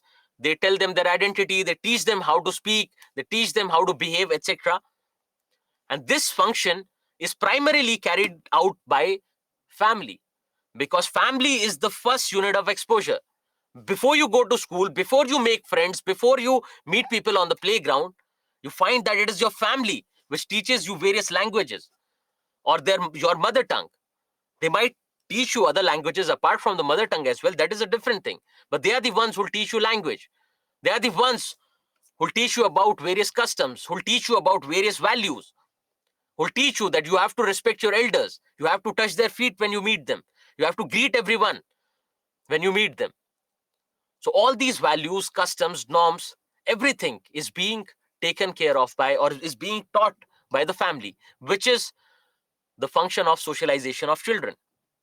And this year, there was a question on this part.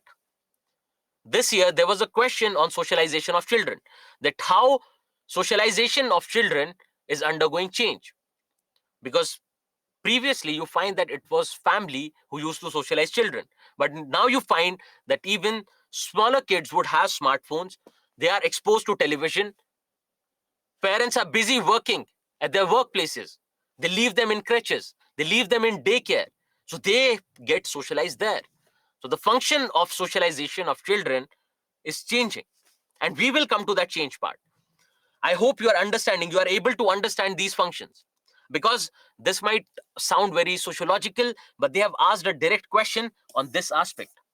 Generally, it is considered that the questions will be very general in nature. You need not go need not target the specific parts, because this is basically the sociological understanding of family. But now increasingly they are asking questions of such nature that you have to dig a little deeper. Then there is the psychological function. Particularly in the West, what happened over a period of time, that people were not getting married. And even today, if you find that the age of marriage is pretty high, also there are a lot of individuals who do not marry at all. Why? Because they disputed all the other functions. They said, I can take care of my economic needs. I need not give birth to children. Procreation is not important. I do not want to carry on this for generations. As far as sexual gratification is concerned, this can be taken care of without entering into this institution of family. You can have girlfriends, boyfriends. You can be in a live-in relationship. Then there are other ways to achieve this sexual gratification. Then socialization ultimately happens in schools, ultimately happens in various other specialized institutions like daycares, etc. So why at all enter into this institution of marriage, and start this family? So the primary argument was that families have a psychological function as well. If you feel sad, whom do you contact? But now increasingly you find that it'll be your friends, it'll be your other dear ones whom you would want to contact. But generally, family is the first unit. Family is the first group which you actually contact for any of your emotional needs. Because everyone has an emotional need. You need love, you need care, you need attention, which is being provided by family. So family also has a psychological function. Otherwise, there can be any kind of problem. People might get into depression. You find that if you stay away long from your family, you find that you start missing them. You feel like talking to them. Not just you, even your family, they would call you up on a regular basis. They would get into a video call. They would ask you to come down to the hometown, to meet them, to talk to them, to speak to them. So all these are various functions of family. Now just think about this. These functions become important, particularly in joint families. Think about the economic function. If we take up individuals, there are all kinds of individuals around the world. You find there are people who are engaged in some kind of economic activity. Then there can be people who do not engage in any kind of economic activity. There can be people who are fit and healthy, but then there can be other set of people who are disabled by birth. There can be people who cannot see. If not for family, if not for this institution, who else would take care of them? So family as an institution would take care of the disabled, would take care of the children, would take care of the elderly. Because in Indian society, having a joint family, giving huge importance to childbirth, it is based in the idea that once you get older, you would need someone to take care of your needs, your economic needs, your psychological needs, your emotional needs. What will be that institution? The institution of family. And you see that in India, particularly, most of the families will have kids. Now, yes, the number of families without kids are also on a rise, but generally you find that this idea of procreation is always there. Even though we might not look into the, say, functional aspect of it, that what is the utility of having a children or having a child, but still it has become a norm. So all these functions, I hope you have understood that these functions range from biological function to psychological function, socialization of children, etc. But there are a few problems with these functions as well. Now think about your family. In your family, just try to answer this. In your family, who is it who has the most authority within your family? Is it your father? Is it your mother or anyone else? Or is it you who exercises most authority? So Sneha says father. Anyone else who would try to answer? So see, and they say that it is their grandparents or it is their grandfather, in rather. Then Chithuri is a lucky one who says it's me who has all the authority. Lovely. Then Aditya says father. So you find that within this institution of family, yes, it has many functions, but we find that this institution is patriarchal in nature. Patriarchal means that this institution, in the institution of family, it is generally the male members of the family who have more authority over other members of the family. Now, this authority also has to do a lot with age, because traditionally you'll find that it is generally the eldest male member, it is generally the eldest male member who will have the most authority. Now, what happens in that case? So, one is the women of the family, the female members of the family get subdued. Their ideas, their views are not taken into account. Similarly, it is generally the female members of the family who perform the unpaid labor within the uh, within the household. So they are the ones who will cook food. They are the ones who will take care of washing clothes. They are the ones who will take care of socializing the children. And generally, it is the male members who will go out, do work, earn the livelihood, and take care of the economic needs of the family. And generally, if while growing up, you would have realized that most of the people would be more attached to their mother rather than father, because the father is busy in taking care of the economic needs of the family. But mother is the one who takes care of your emotional needs, who takes care of your social needs, who teach you the most. They are the ones with whom you spend the most time. So which is good, which is lovely, which is very good. But the thing is that because of this patriarchal nature of our families, most of the authority lies with the male members of the family, and because of which the female members of the family get subdued. Then also there is a criticism that family as an institution is generally used to pass on this property from one generation to another. It is an intergenerational contract for property, because property, how does it transfer? It comes from your father, because generally, because we have say patriarchal, most of the families are patriarchal in nature. You find that the property is transferred from one male member to another male member within the family. So the Marxists argue that it is just a means of transferring private property, because generally the idea about Marxists is that they would say that this private property, the concept of private property, is problematic. Then what happens is, within a family, you would have to take care of all the needs of the family. Everyone is responsible for the family as a whole. So everyone would have to contribute in some way or the other to the family. Now think about this. It is generally your parents, it is generally your family, right from the childhood, who would fit in an idea in your mind that Grow up to become an IS officer, grow up to become a doctor, grow up to become an engineer. But you might be brilliant at arts.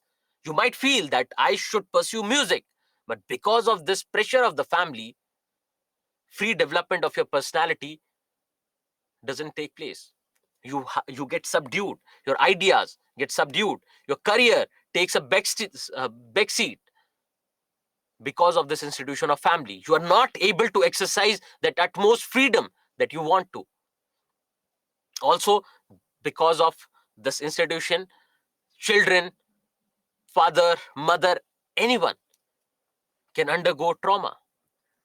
The mother, because of the patriarchal nature of the family, the children, because of the limitations on their freedom, on their exercise of choice, they can undergo trauma. Then the father might go undergo trauma because they are the only earning members. Generally, they are the only earning members of the family, and they have to take care of the economic needs that they might not be able to. So all these can be understood as criticisms of various functions of the family.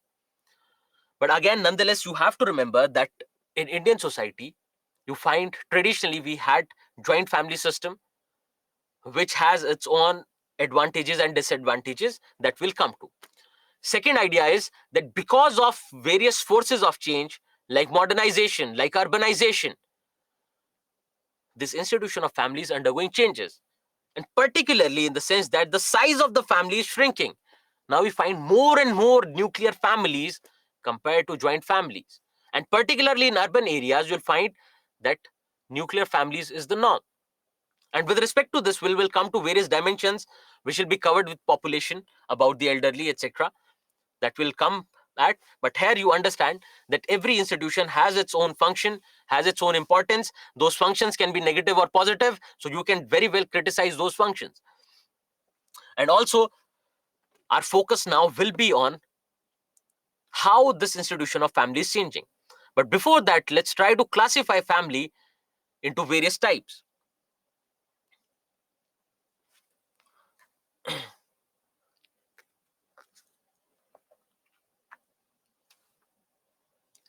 So, families can be classified on the basis of residence, on the basis of authority, on the basis of lineage, and on the basis of size.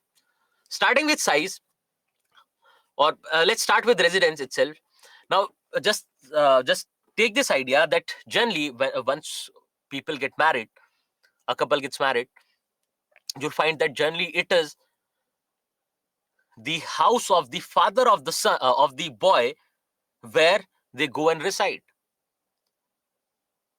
Generally, it is house of the father of the boy where this couple will go and reside, which is called patrilocal. But there can be other ideas as well. There are few tribes like Garos and Khasis, and then you have Nayars in Kerala, where you'll find matrilocal setup. That means after the marriage, it is the boy who will go and live at the girl's parents' house. Rather than going to live at boy's parents' house, they'll go and live at girl's parents' house, which is a matrilocal setup. Now, you need not remember because this is something that you already understand, and you can just simply remember in the way that patri, father, matri, mother, and on the basis of residence, you can just name it. But now there is a new type of family as well. Because what happens now? Think about this, that tomorrow, if you get married, will you go to your parents' house to stay, or will you go to the girl's parents' house to stay? The answer is no. What now happens is that once you get married, maybe after a day, a week, or 10 days, 15 days, you immediately go and live in the place of your work. So, say you are from Punjab, you get married in Punjab because marriages, etc., still take place in the at the hometown. But once all the ceremonies, everything is over, all the rituals are over, you will travel back to, say, Mumbai, Delhi, Bangalore, Chennai, or wherever you are put up. Why? Because that is your place of work. So these new kind of families are called neo-local families. That they are neither residing at at the boys' home, neither are they residing at the girls' home, and they start their own family. They start their own nuclear family, generally residing at their place of occupation. Then on the basis of authority, as we have already highlighted, that it is generally the male members of the family who exercise authority over all others, which is that is patriarchal kind of families. Then there can be matriarchal families wherein it is the mother or it is the female members of the family who exercise more authority as compared to the male members of the family. And here I have given you examples of Nayars, Khasis, and Garos. There can be other examples as well, but these are the most popular ones. These are the ones that you can simply remember. So either it can be patriarchal or matriarchal. But in the modern times, you'll find that the authority is more or less divided amongst the two. Now, you cannot say that most of the families are strictly patriarchal. Particularly in urban areas, you'll find it is both the male and female members of the family who have similar kind of authority. Take example, if you have to buy a car, and it is again on case-to-case basis. If there is a demand within the family to buy a washing machine, it is generally up to the female members of the family for choice that this is what we would want to buy. This is the perfect product for our family. Similarly, when it comes to other aspects, say you want to buy a new house, then again, parents will consult even the children, right? So the authority is divided. Everyone has equal authority. Not equal, but yes, it is a change from the basic patriarchal setup. Similarly, when it comes to gadget, say your parents want to buy a cell phone, what would they do? You'll be the first person whom they'll consult because they know you have the best understanding of, say, digital gadgets or any kind of digital instruments. So it is again on case to case basis. But in modern times, you find that this authority or the structure of the family is more or less egalitarian. And we'll come to it, what kind of changes are happening within this institution of family. Then the third idea is that of lineage. So if someone asks you, which family do you come from? Generally, it is your family name which you have actually borrowed from your father's side that you actually use. Even in villages, it is with the father's name or the grandfather's name or the family name that people would recognize you, people would identify you. So a lineage is basically generally transferred from the male side. So most of the Indian families are patrilineal in nature, that you trace your lineage on your father's side.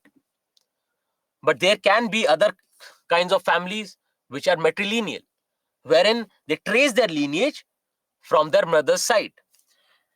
Now, coming to the aspect of size, and we say that we observe this, that the size of the Indian family is shrinking. So, traditionally, we had joint families. Yes, there were instances of nuclear families, and still till today, we find a lot of joint families. A lot of you might be living in joint families for that matter. But traditionally, it was joint families that most people used to live in. But with urbanization and other factors that will come to, the nature of the family changed. And now we find more and more number of nuclear families coming up, particularly in the urban centers. I'm not denying the fact that even in rural areas, you'll find a lot of nuclear families now because partition, because of fragmentation of land, etc. There are multiple reasons for that. But generally, the norm was joint families are generally related to traditional Indian families, and nuclear families are considered to be modern families. So on the basis of size, this is what you find. Now you might ask that what would you say, how do you differentiate between nuclear and joint family? The basic idea is, again, we do not have to get into the finer aspects of it, but the basic idea is when it comes to nuclear family,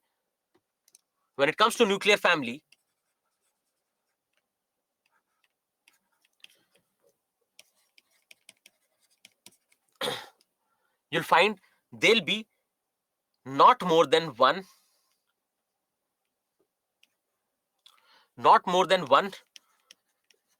bonds of marriage.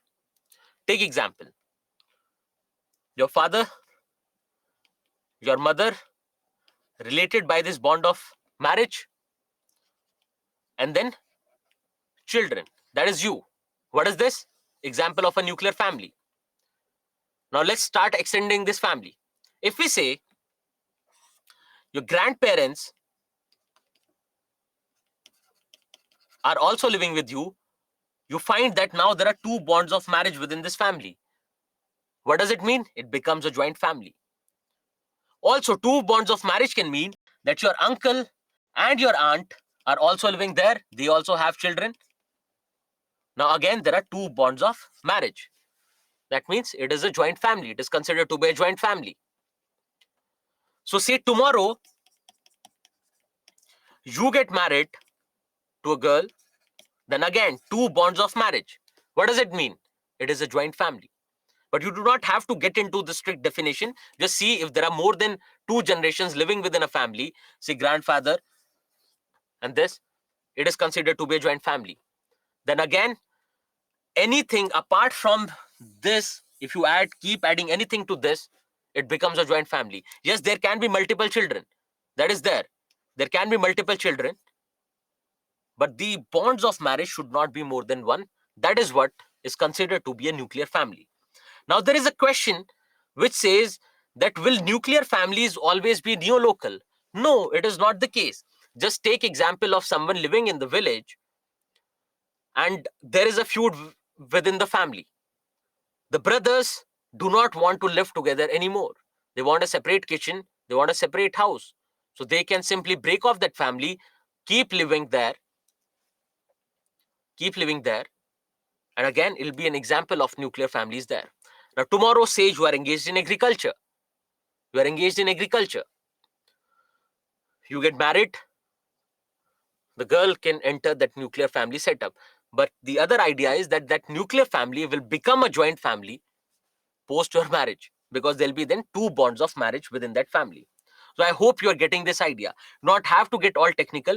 I just given you this idea so that you understand, so that you can differentiate between joint and nuclear family. Then other idea is there can be someone, say there is an aunt who never got married, who is living with your family. Your father had a sister who never got married. They are also living with you. What would you call it? It'll also be a form of extended family, right? Because anything apart from the nuclear family. Now, what we say is these various types of families are undergoing change. Now, we are first going to look at the differences between nuclear and joint families, which is most important because other forms of family are easily understandable. So, if you stay at father's house after marriage, patrilocal. Similarly, authority, patriarchal, matriarchal. And this concept of patriarchy will be covered in to a further extent with role of women. Then these families become more important, nuclear and joint family. So let's try to differentiate between nuclear and joint families first. Then we'll start looking into how this institution of family is changing. Now, when we say that the institution of family is changing, if I make this statement that the institution of family is changing, how do you find out that the institution of family is changing? One idea is to take up various features of the family and try to compare what has undergone change. Then the other idea is that the functions of the family will also change. So far, they were not asking questions on function, but now they have. Asked a question on functions of family, that is socialization of children. So we have to look into both changes in the functions of the family and the composition of the family and various features of the family to find out whether family as an institution is undergoing change or not. So Aditya is asking if in a joint family, the grandmother and the grandfather die, would it be considered nuclear then? Yes, it will be. And we do not have to get into all those aspects because there can be many exceptions to anything. And those are not the areas from where they'll target their questions. They'll target their questions from any kind of social change that is happening. Okay. Sorry.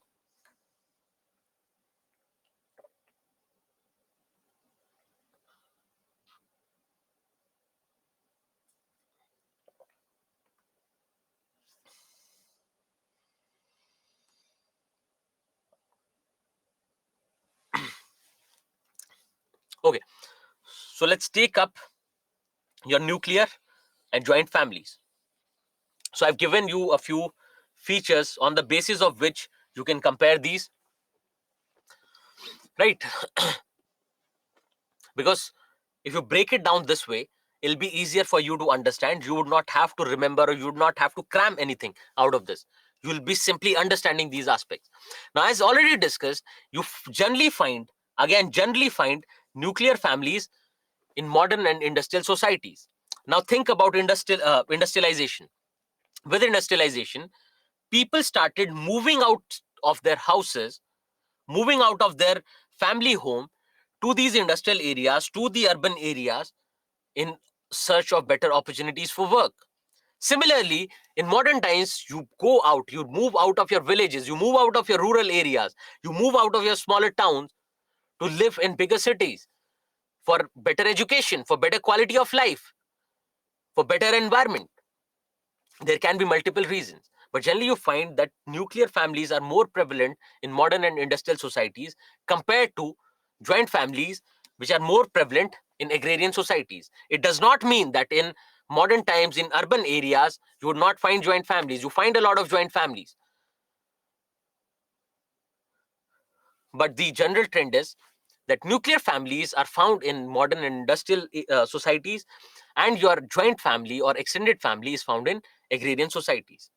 When it comes to husband wife relationship, in your joint family, you find that generally the women are subdued. There is patriarchy. They do not have, say, egalitarian relationship.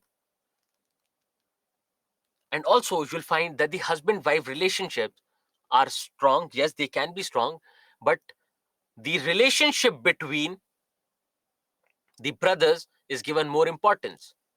Why? Because in agrarian societies, it is that in a joint family, all the members will contribute together.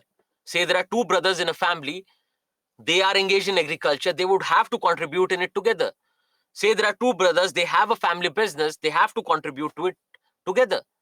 So those bonds between brothers, or bonds of say birth or blood, become more important compared to the bond between the husband and the wife. The husband and wife relationship is not given that importance. And also, just think about this, in traditional joint families, how did people get married? Their families will search for a girl or a boy and get them married. The relationship between the two families was considered more important compared to the compatibility between the girl and the boy. And generally, you'll find in olden times, particularly your grandparents, you'll find that those were the times when women did not have a lot of rights. They were not able to go out and study because of the restrictions of the family and the society at large. And you'll find that your grandparents, your grandfather would be, say, very well educated. And if not in your family, you'll find around yourself. And the grandmother is not. And they do not care about their compatibility because their views would not match. The way they behave, the things that they demand from life will be different. But the compatibility between the families was more important. But when it comes to your nuclear families, now these nuclear families are more egalitarian. They have equal rights. The husband and the wife, they have an equal footing, more or less. Not in every family, but yes, to a great extent now. And the individual compatibility is more important. Say today your parents start looking for a match for you. What would they look for?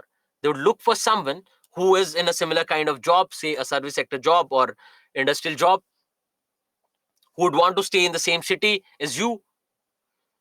And the compatibility between the families does not matter a lot because they do not have to meet often. They do not have to care about that aspect. So things are changing when it comes to nuclear family. When it comes to parent child relationship, in joint families, you'll find that it is generally your grandparents, it is generally your uncles and aunts with whom you are more attached. You find that, okay, if you want to have food, you'll have with your grandfather or your grandmother. Similarly, they'll be the ones who'll tell you stories before you sleep. But when it comes to your nuclear families, it is only the parents and the children. So the parent and the children bond is very strong because you do not have anyone else. The children do not have anyone else to look up to. And now you find that you can call it filiocentric families. You need not remember the word, but filiocentric families, which say that the entire family is centered around the needs and the wants and the desires of the kids. Because once the day you were born, if you are living in a nuclear family, you'll find that the day you were born, your parents started looking for all your needs, etc. They do not care about their own needs. The day you're born, all they care about is what kind of education they have to get you, what kind of work they would want you to get into future, etc. And the bond is going to be strong. Yes, there can be examples that where the parents are very busy, both of them are working, that the children are not able to form that bond with the parent, which is also changing because of the role of technology, because children now are more engaged with their smartphones, with their laptops, with their computers, with their television, than they are with their parents. So things are changing, and there was a question on this. So when we take up that question for discussion, or maybe we can use it as a weekly test question, so once you try answering that, you will be able to analyze all these aspects. Then when it comes to sibling bond, the bond between the siblings, you'll find that in your joint families, in your traditional families, it was again important, as already discussed. Then also it was based on the factor of age, that your age would decide what kind of relationship you'll have. As already when I asked you this question, that who is the head of the family, you said eldest male. So male represents patriarchy, but when you say eldest, you realize that it is on the basis of age. Generally, the elder ones have more rights.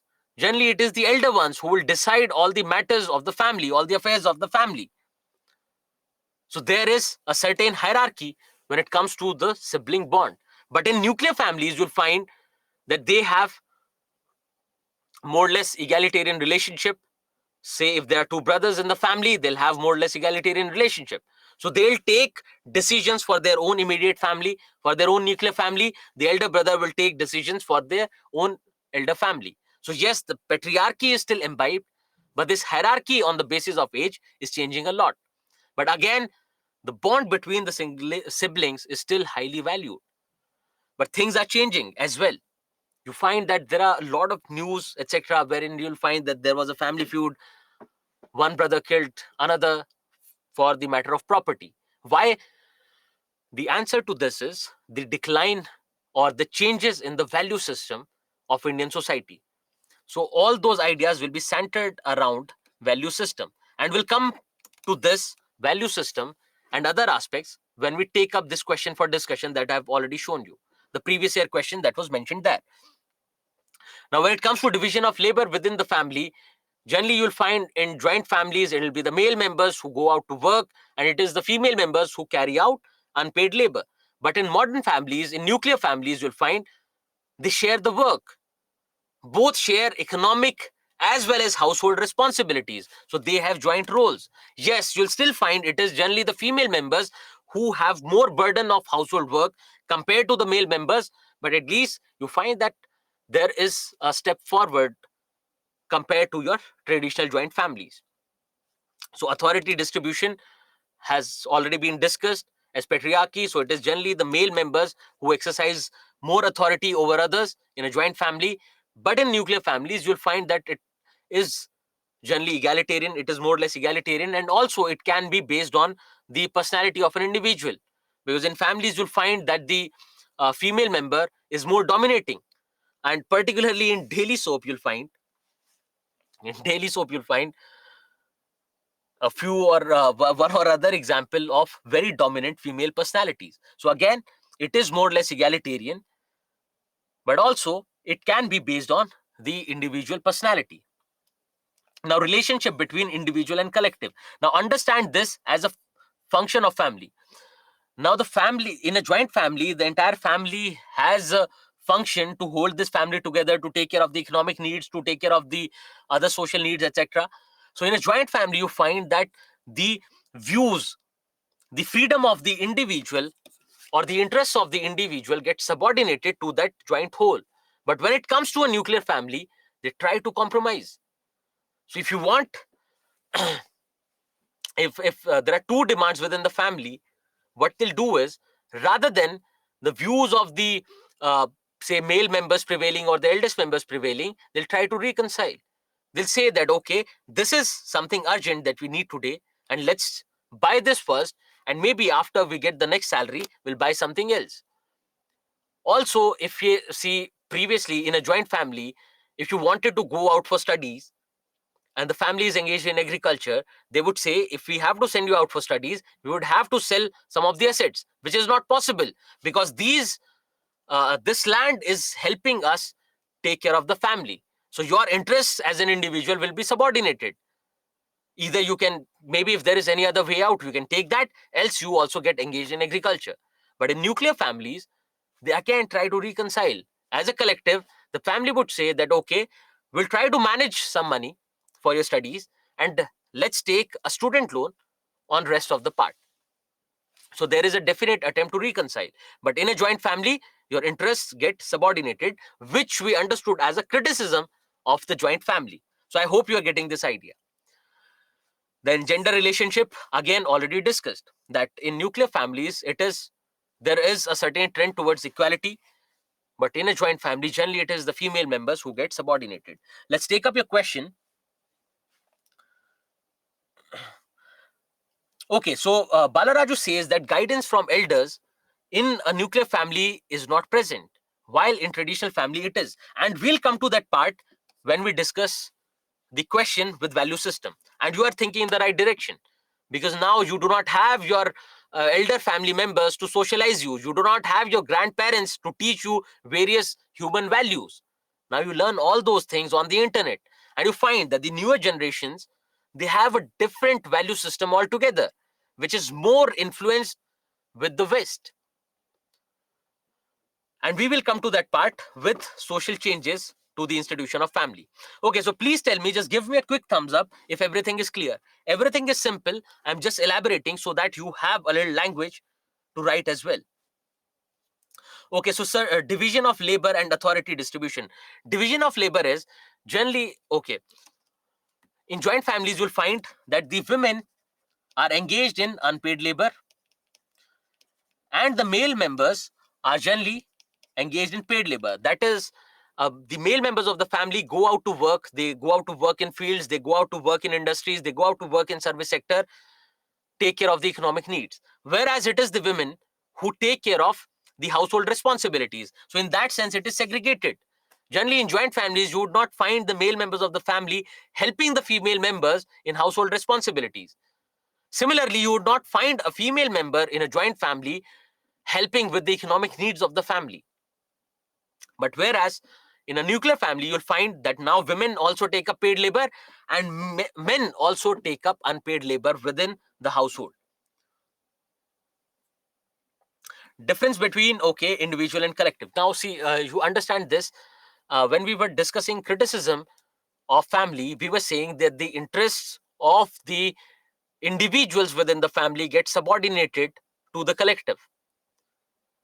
So you as an individual might want to pursue, say, medical field. You want to become, you might want to become a doctor in the future, but the family as a whole, the needs and the demands of the collective, of that complete family, would take the first priority. Because think about this, the grandfather would generally be the one who would be taking all these decisions. He is the eldest male member of the family. Now you are there, you might be having a sibling, then your uncle's kids, they might also be there. And the grandfather knows, if we send this particular individual, if we send one person to pursue medical studies, how do we take care of the rest? All the others have to, say, struggle. We would not be able to take care of their economic needs. We would not be able to send them to education. So what they'll say is, the needs of the family as a collective are more important than your personal interest. So interests of the individual will get subordinated in a joint family. Okay, great. Now, while bringing out these differences, you could also see a certain transition. You could also see a certain transition from joint family to nuclear family. And I hope you'd be able to answer that or address that question, that how this joint family system has transitioned.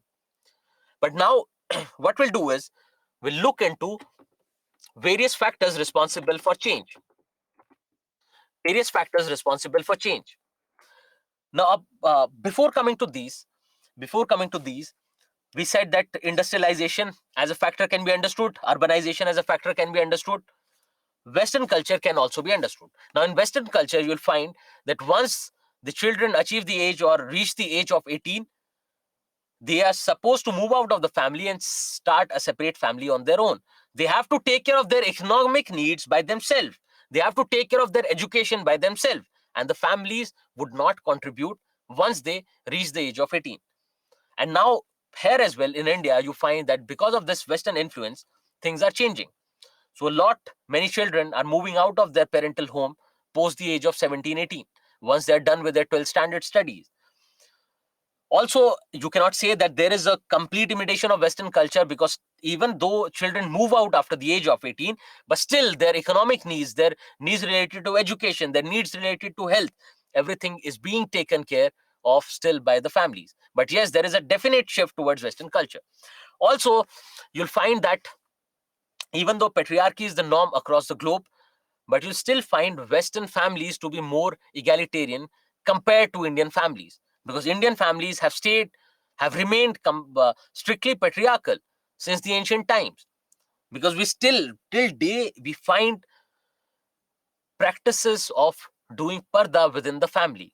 Parda is something that the female members of the family are supposed to uh, sport a veil in front of the male members of the family, which is still being practiced in rural India today.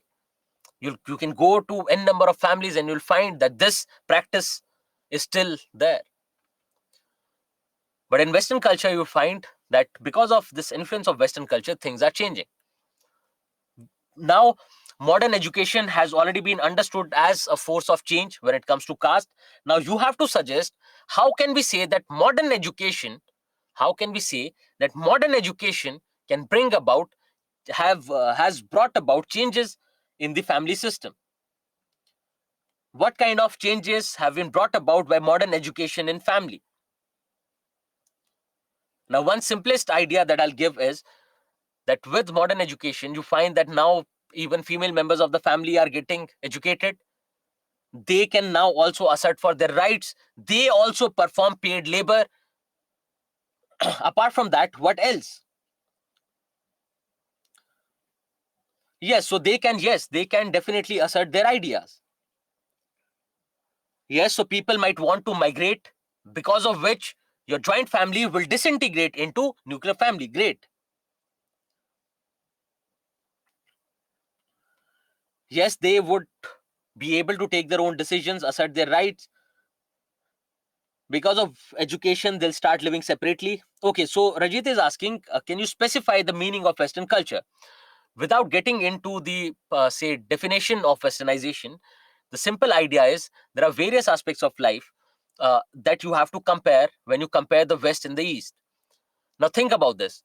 In the Western culture, and now let's limit this to culture and not get into political and economic ideas. Just think about that culture. In Western societies, the culture is of nuclear families. They have been living in nuclear families. Apart from the rural centers where they are engaged in agriculture, they mostly have been living in nuclear families. That change can be related to Western culture. Similarly, Western cultures are comparatively, and I'm again saying relatively, I'm not saying they're completely egalitarian, but relatively egalitarian. The relationship between the individuals and the family is more or less egalitarian, which is also a component of Western culture here. Then you think about various traditional practices. So once it becomes more egalitarian, you will find that even women and children would be able to assert their rights. That is also Western culture. Similarly, I've given you an example of children moving out of their families after a certain age. Also, in Western culture, you'll find that the economic function, or the if you look within the family, it is not like India. In India, you'll find that it is the eldest male member who will take care of all the economic needs, who will be the ones, because just ask your parents, when they were young, when they got their first job, what did they do with the money? Did they keep it in their pocket? No. What they'll do is they'll hand over that money to either the mother or the father, and then they'll be the ones who will distribute it, or who will take care of all the needs. They would have to buy ration, they would have to buy, say, pesticides or seeds for agriculture, etc., and they will do it, and they'll hand out a pocket money. But in Western societies or in Western culture, it is different. Even husband and wife manage their finances separately, individually. So these all can be considered to be, say, influences of Western culture. So yes, with modern education, women are getting more aware about their rights. They can assert their rights. Okay, Aditya has highlighted something important and interesting, which says that with modern education, you find that women are able to assert rights, and also with their empowerment, with modern education, women get empowered, and they can also keep a check on population. They can also control population, because now they can say that 2 children are enough and we do not have to go for third.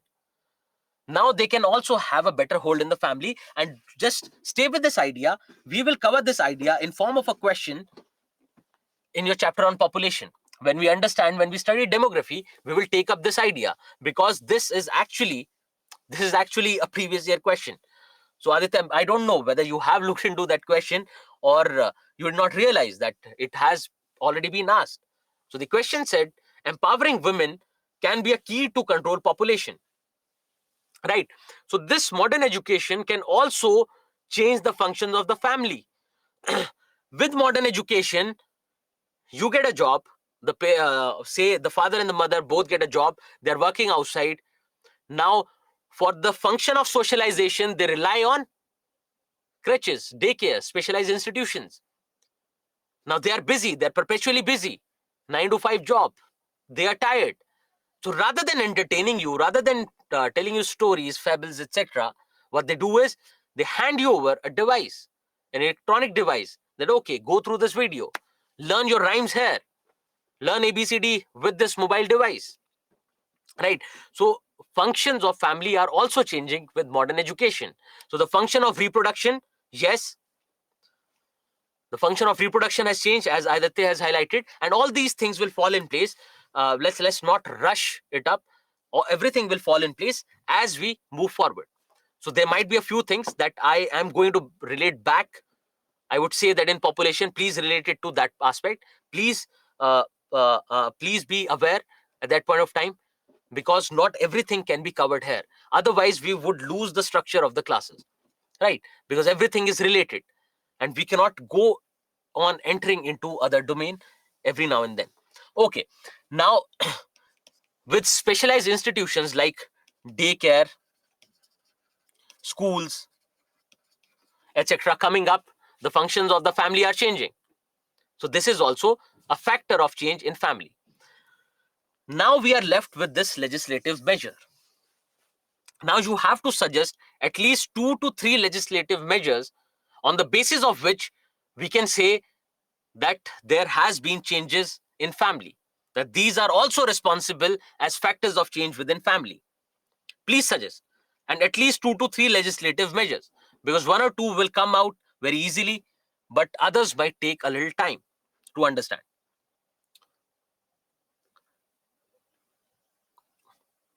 Okay, so positive discrimination for women in our constitution can be one, because now they are being provided with the right to education and everything, which is also changing, bringing about changes in the family.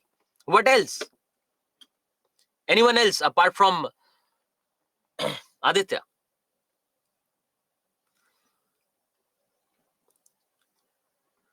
Great. So Jayant has highlighted that Hindu Marriage Act can also be considered as a factor of change, and we'll come to it. Let's stay with this. We'll come to it. And Jayant, by then, if you can highlight how, please highlight how, and we'll come to this part, because they have asked a question on this aspect as well this year. So yes, Vishal, the age of marrying has changed. Previously, we find that there were a lot of instances of child marriages, etc. But with legislative measures, the age of marrying has changed. Chituri, I did not get your point that you're saying less money to be expended for marriage. Now, one idea can be dowry. The dowry was something that was synonymous to marriage. But with abolition of dowry, which is a legislative measure, things have changed. And we'll come to that part with marriage.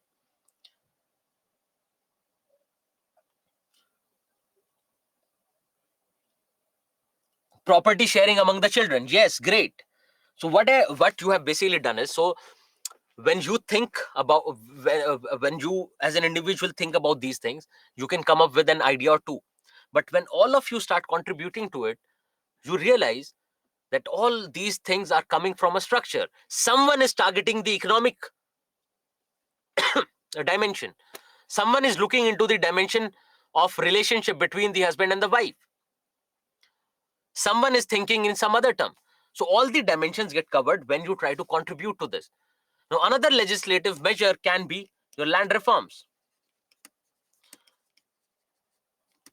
Now, with land reforms, you find that people, because of Land Ceiling Act, you could not hold on to a huge chunk of property. You find because of that, fragmentation of land started.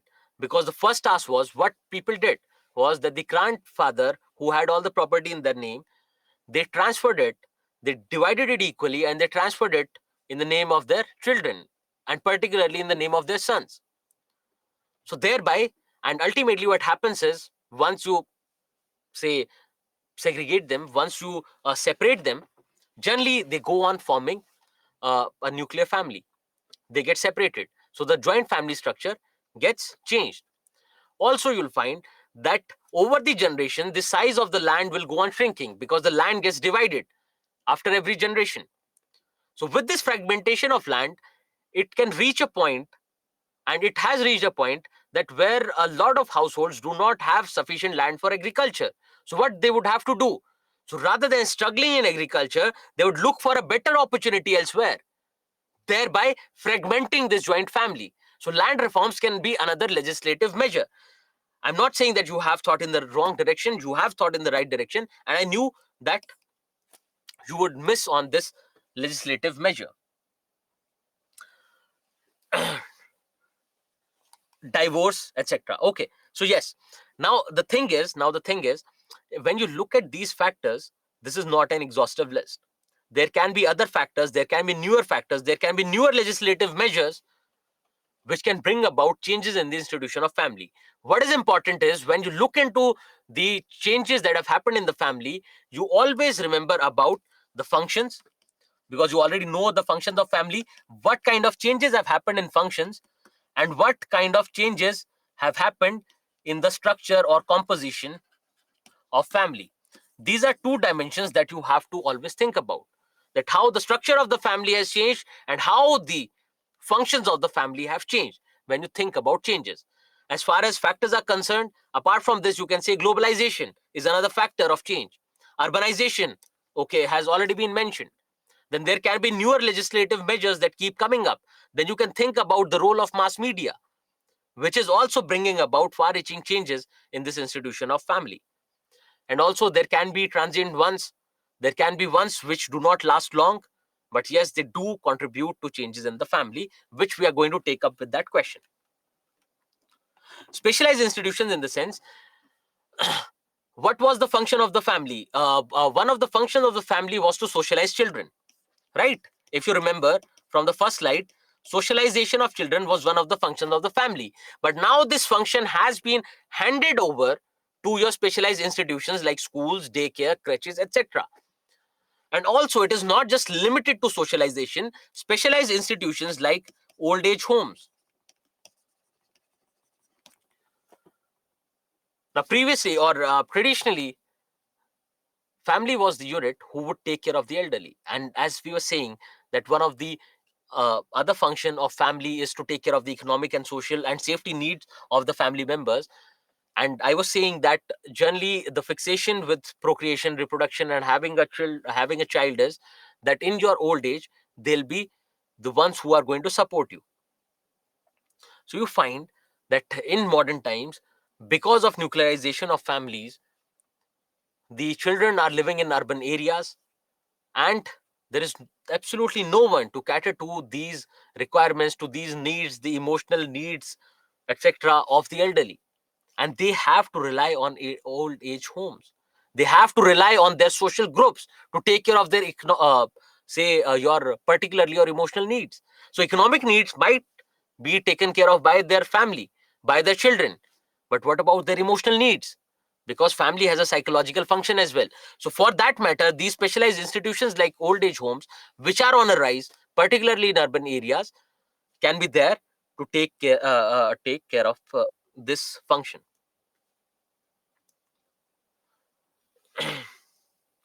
Yes, so Vishal is asking, does pregnancy termination law could have an impact? Yes, so you can think of your PNDT Act. So you cannot determine the gender of the gender of the child to be born in the fetus itself, because female feticide was and has been a big problem in India. That on the basis of gender, parents kill the children in the womb itself. They terminate or they abort the children on the basis of their gender. So yes, your PNDT Act can be thought of in that way. Why? Because it depicts that there has been a change when it comes to the authority structure within the family. It also reflects on the level of empowerment of women within the family as well. Okay, so these are a few factors of change. Now what you have to do is you take up all the functions one by one and think about what kind of changes have happened in each function. So one kind of changes in the structure, right? This is the structure. This is the structural part. Then we looked into various factors of change, and now we are going to look into the functions part, because families are changing as far as their functions are concerned as well. Because we have taken up a few functions with the factors, but now you have everything in structure. And you'll find that this year there was a question which was being asked on socialization of children. That is one of the function, which is one of the function of the family. Similarly, a question can be asked on economic cooperation or economic function of the family. And that economic function of the family, you can find that this question that we have here in 2014 is basically on the economic function of the family and various factors responsible for the change. We will come to this question. This is an interesting, this is a good question, which will help you consolidate everything that you have understood. But remember, rather than trying to learn it, cram it, just understand the structure. So that's why I've left these things here, because if I would have, say, entered a monologue, you would not have been able to remember this. So this is the structure that you can remember. So one idea is that the composition of the family is changing. Families are shrinking. Families are getting changed from joint families to nuclear families. What are those components? Everything is here. Similarly, the functions of the family are also changing. What are the functions? We have all the functions listed here, and then we'll see how is it undergoing change in the modern times. Because they can ask an all-encompassing question saying that how all the functions of the family are changing in the modern Indian society or in the contemporary Indian society. And similarly, they have asked a question this year which was about socialization of children, that how this function of socialization of children is changing and what are the consequences of this change. Because we do not read the consequences of change specifically, but what we'll do is we'll try to address that part with the question. So if anyone has any doubt so far, please tell me. Because if we start with this change in function, we'll not be able to wind it up till one, and we can rather discuss something related to this. Because you have already mentioned, we have already discussed that there are factors responsible for change. So when we look at family as an institution, family is undergoing change, one, but it is also maintaining continuity, right? So we have already discussed the factors of change. What we can now look into is what are various factors and what are various features which can be said to be maintaining continuity in the family. Now, before that, please tell me if you have any questions so far, because this is also an interesting part that we are going to cover. This part has already been covered. With respect to change, only functions are left that will take up. Now let's think about continuity, because it'll give you a lot of fodder to think over.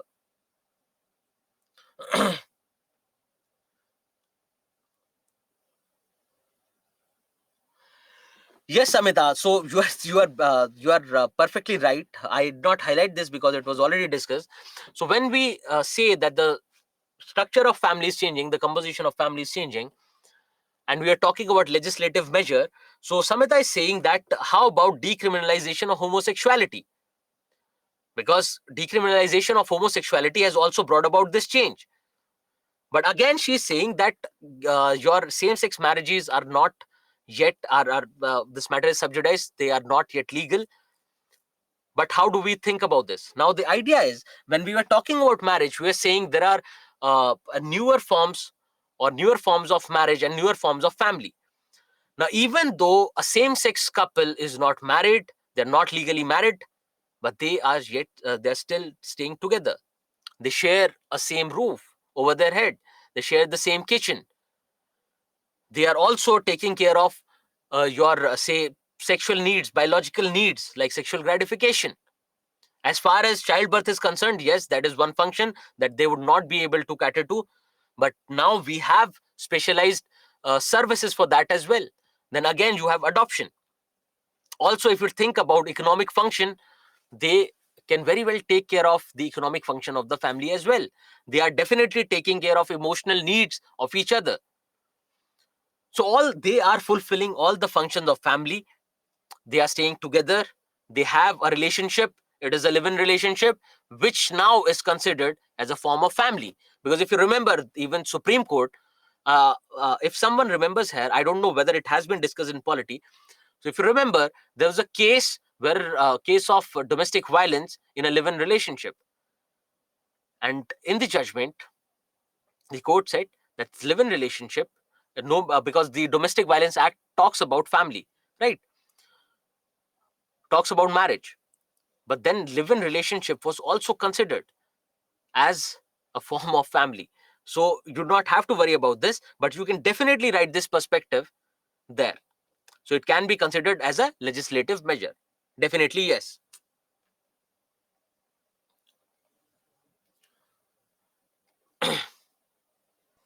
Okay. Now, coming back to it, can anyone suggest features of the family which have not changed, which maintain continuity? Any features of the family which maintain continuity, which have not changed? Patriarchy, great.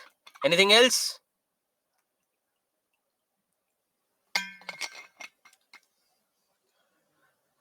Resource sharing, amazing.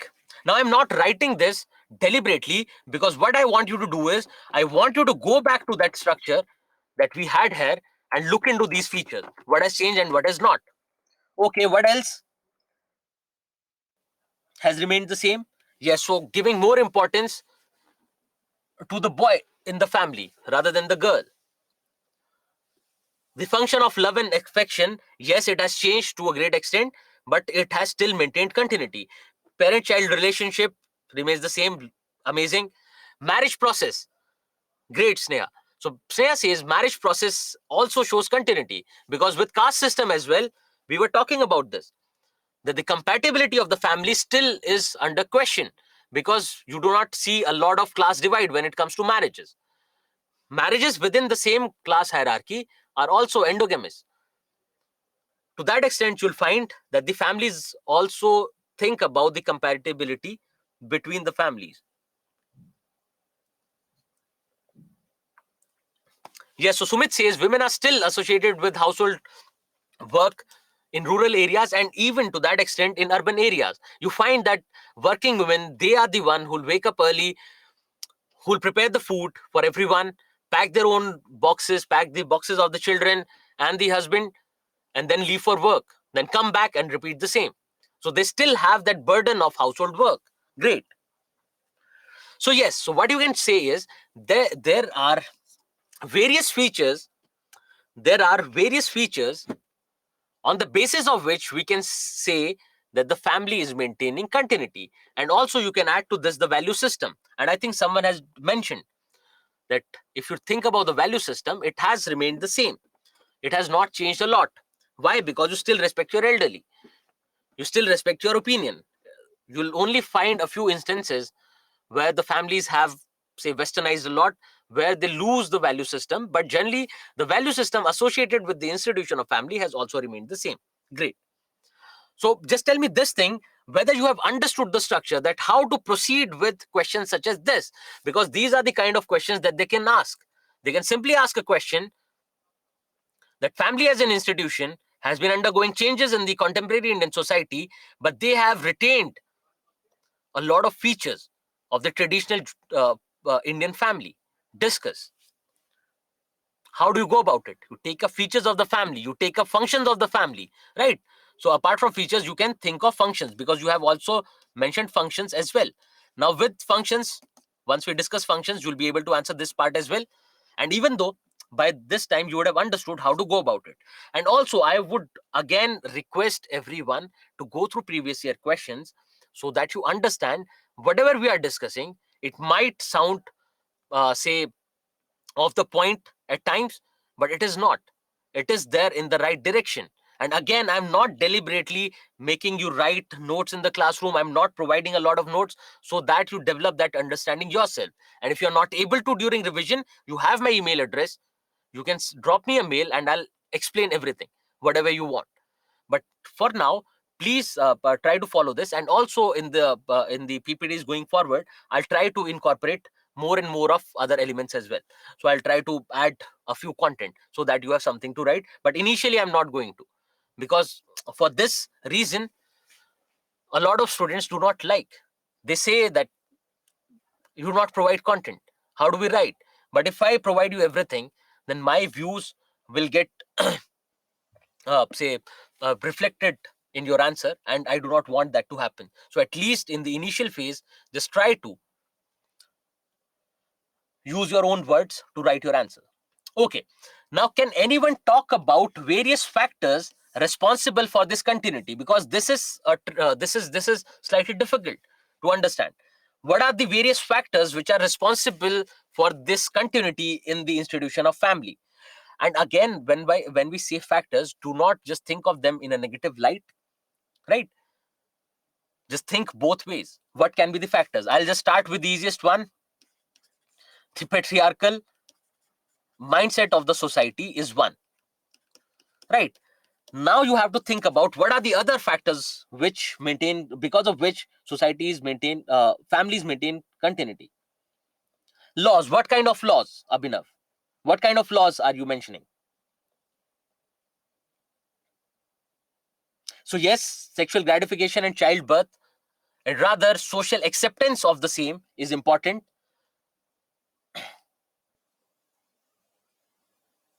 Neolocal would not be a point, Sneha.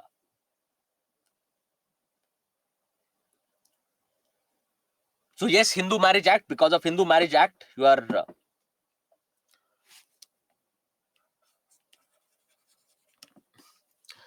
it has been responsible for change, but it maintains continuity as well. Okay, now just think about this. We in a few minutes ago we had discussed caste system, and we are saying that even though caste system is getting diluted, but it still maintains its rigidity, and we had discussed all that. Now, can you say that caste system is also one of the factors responsible for the continuity in this institution of family? Because the caste system comes with endogamy. The caste system comes with its own value system, comes with its own norms, and people are supposed to adhere to those norms. Then also economic dependence. Just think about this. This is very natural. Economic dependence. The elderly, children, anyone who is not abled or differently abled,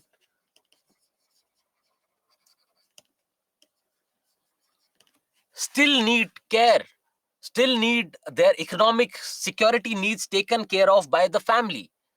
That's why the institution, because we said that it is one of the important functions. So you can think in terms of function, that family has certain functions, and these are, for example, this is a certain function which is very important, which cannot be, say, overlooked. So because of this function, because of the significance of this function, family as an institution has maintained continuity. And also, we said that uh, for other functions there are specialized institutions, etc., but you find that in Indian society we do not have a lot of specialized institutions. So for instance, where would the elderly go? Because we do not have those number of say old age homes. Who would socialize children? Who would take care of the economic needs of the children? Who would take care of their education? Family as an institution. Great. So yes, in various aspects, various elements within the family, you can also say that it is maintaining continuity. As example, as I'd given this example of parda, right, which can be thought of as a factor, or rather than a factor, it is an element which reflects, and sorry, this is an element which goes here. It would not come here, I forgot this, that we are talking about various factors of change, various factors of continuity. So I hope you got this idea that how you have to think of, when we take family as an institution, what we did was we understood what is family, we understood what are the functions of family, then we looked into various types of families, and then we differentiated between the most important ones, which were nuclear and joint families. And then we also thought about these nuclear how these joint families are undergoing change in the modern Indian society. Then we looked into various factors responsible for change. Then we came to this part of how family as an institution is maintaining continuity. So, what are the factors responsible for maintaining this continuity? What are the various features and functions on the basis of which you can say that family as an institution is maintaining continuity? Now, one part which is left here is what are the changes in the functions of the family. So, what we'll do is after your lunch break, we'll take up this part. But before that, please let me know if you have any doubts, because now the next session will start at 2 p.m. after the lunch break, and you have to log on to the other session that reflects on your app, because this session will be closed now after our discussion.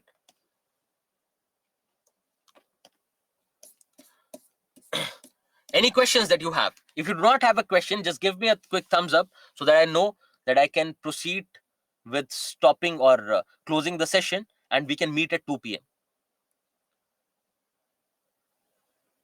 The ones who are not responding, a quick thumbs up. It's there, it's right there.